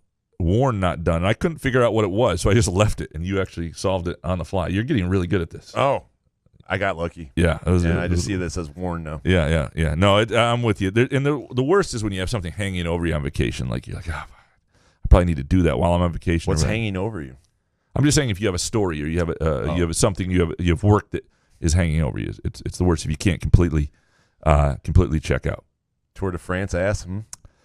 I have very little interest in it. I mean, if I watch the highlights of a crash, I think the scenery is sometimes really cool, but I've never. Does Harry gamble on it? I have to ask him. That's a good question. We'll find that out. Yeah. Hans Jurgen. Number 1, Jack Ebling and Blue Belly Tom need to reunite 5 days a week on Spotlight. Yes. 2, I hope I don't reunite with VD. 3, gas is dipping below $4 a gallon. The dollar is even with the euro. We're turning the corner. And bonus take. I have no bonus hot take. I just want Jason to have to read more. Ha ha ha ha ha ha ha. Appreciate you, Hans. That's what it says. Jack and Blue Belly Tom 5 days a week? Hell yeah. I'm in. 4 hours. Let's do it. Multiple segments. Jake Hawkins, number 1. Great column covering everything since you guys took your 2-week vacation. I like Narduzzi, but if Kenneth Walker played in the Peach Bowl too, it would have been a shootout. He is correct, though. I think the Big Ten is a better fit for Pitt than the ACC as far as winning every year. Maybe not. 2, I've always supported college athletes getting a piece of the pie in NIL, but now it's gone too far because it cost MSU a recruit to a school that wasn't in his top 5, and he didn't take a visit to. I kind of hope you're right in these ridiculous NIL deals with cause resentment soon. 3, perhaps a college players or athletes union would be the answer to solve all of this money being made from college athletics. Union support is at an all-time high. Greed has been slowly killing everything. I'm constantly retweeting and arguing or agreeing with stuff put out by Robert Reich. Bonus. Good luck and have fun on your trip to London. Hopefully you won't run into any issues plaguing the airline industry lately, and hopefully those same issues will be resolved come September before I head out to Seattle for MSU versus UW. Appreciate you, Jake. I am looking forward to the London trip. Let's see, what should we dig into here? I don't think this one instance is that with the kid, the Texas kid deciding to go to Texas when he hadn't visited there, and he had other schools in his Final Five. The one thing that's going to be fascinating about that too, I don't think that on its own, one kid is a big issue. We'll see if this becomes a thing, because it kind of defeats your purpose of your list. If these are your final 6 schools, your final 17 schools, your final 3 schools, and you go somewhere else, then nobody's going to pay attention to lists anymore. If somebody can swoop in late with NIL but they'll money. pay attention for the plot twist at the end, right? You have to watch to see maybe they pick a school that's not on there. And maybe if you decide you're going to jump in and pay players, then you don't care if you're not on somebody's final list. You try and come up with a strong-ass offer at the was end. Texas out of nowhere oh, wait, what? I don't know the whole situation with them, but I look. It's certainly an example of the twist that NIL and the recruiting space is going to bring, and not great. And lastly, the Upper Deck Jerk guy. Number 1, 10 hot takes is too many. Appreciate you. 2, people who try and predict recruiting are in a fool's game. And 3, NCAA or whatever organization takes over will need to do some type of salary cap. You can't have a salary cap in NIL. Just can't happen. You lose that in court every time. It's not being paid for by the schools. Now, if you had actual enforcement from the NCAA, if you had the NCAA saying, hey, wait a second, this is being directed at the direction of the schools, that would be the way to do it, to actually clamp down, punish people for this. And because it's very look, you can listen to the coaches at SEC Media Day. They speak in first person. I can pay this guy this much here and this much. They're saying it. They are directing this. And so if the NCAA had any teeth, that would absolutely help. We appreciate all of your hot takes. Fantastic stuff. As always, we appreciate SkyMint. Go to skymint.com for location information, for specials, or just stop on by a SkyMint store. Trust me, the fantastic way to be led onto your cannabis journey like they have for both of us. Midtown Brewing Company, great place for a date, for a lunch, for a beer after work, for brunch on the weekends. And also, if you want to see Pauly Shore, go to Midtown Brewing Company on Facebook, and you can see the link to tickets there. We'll be back middle of the week, and we'll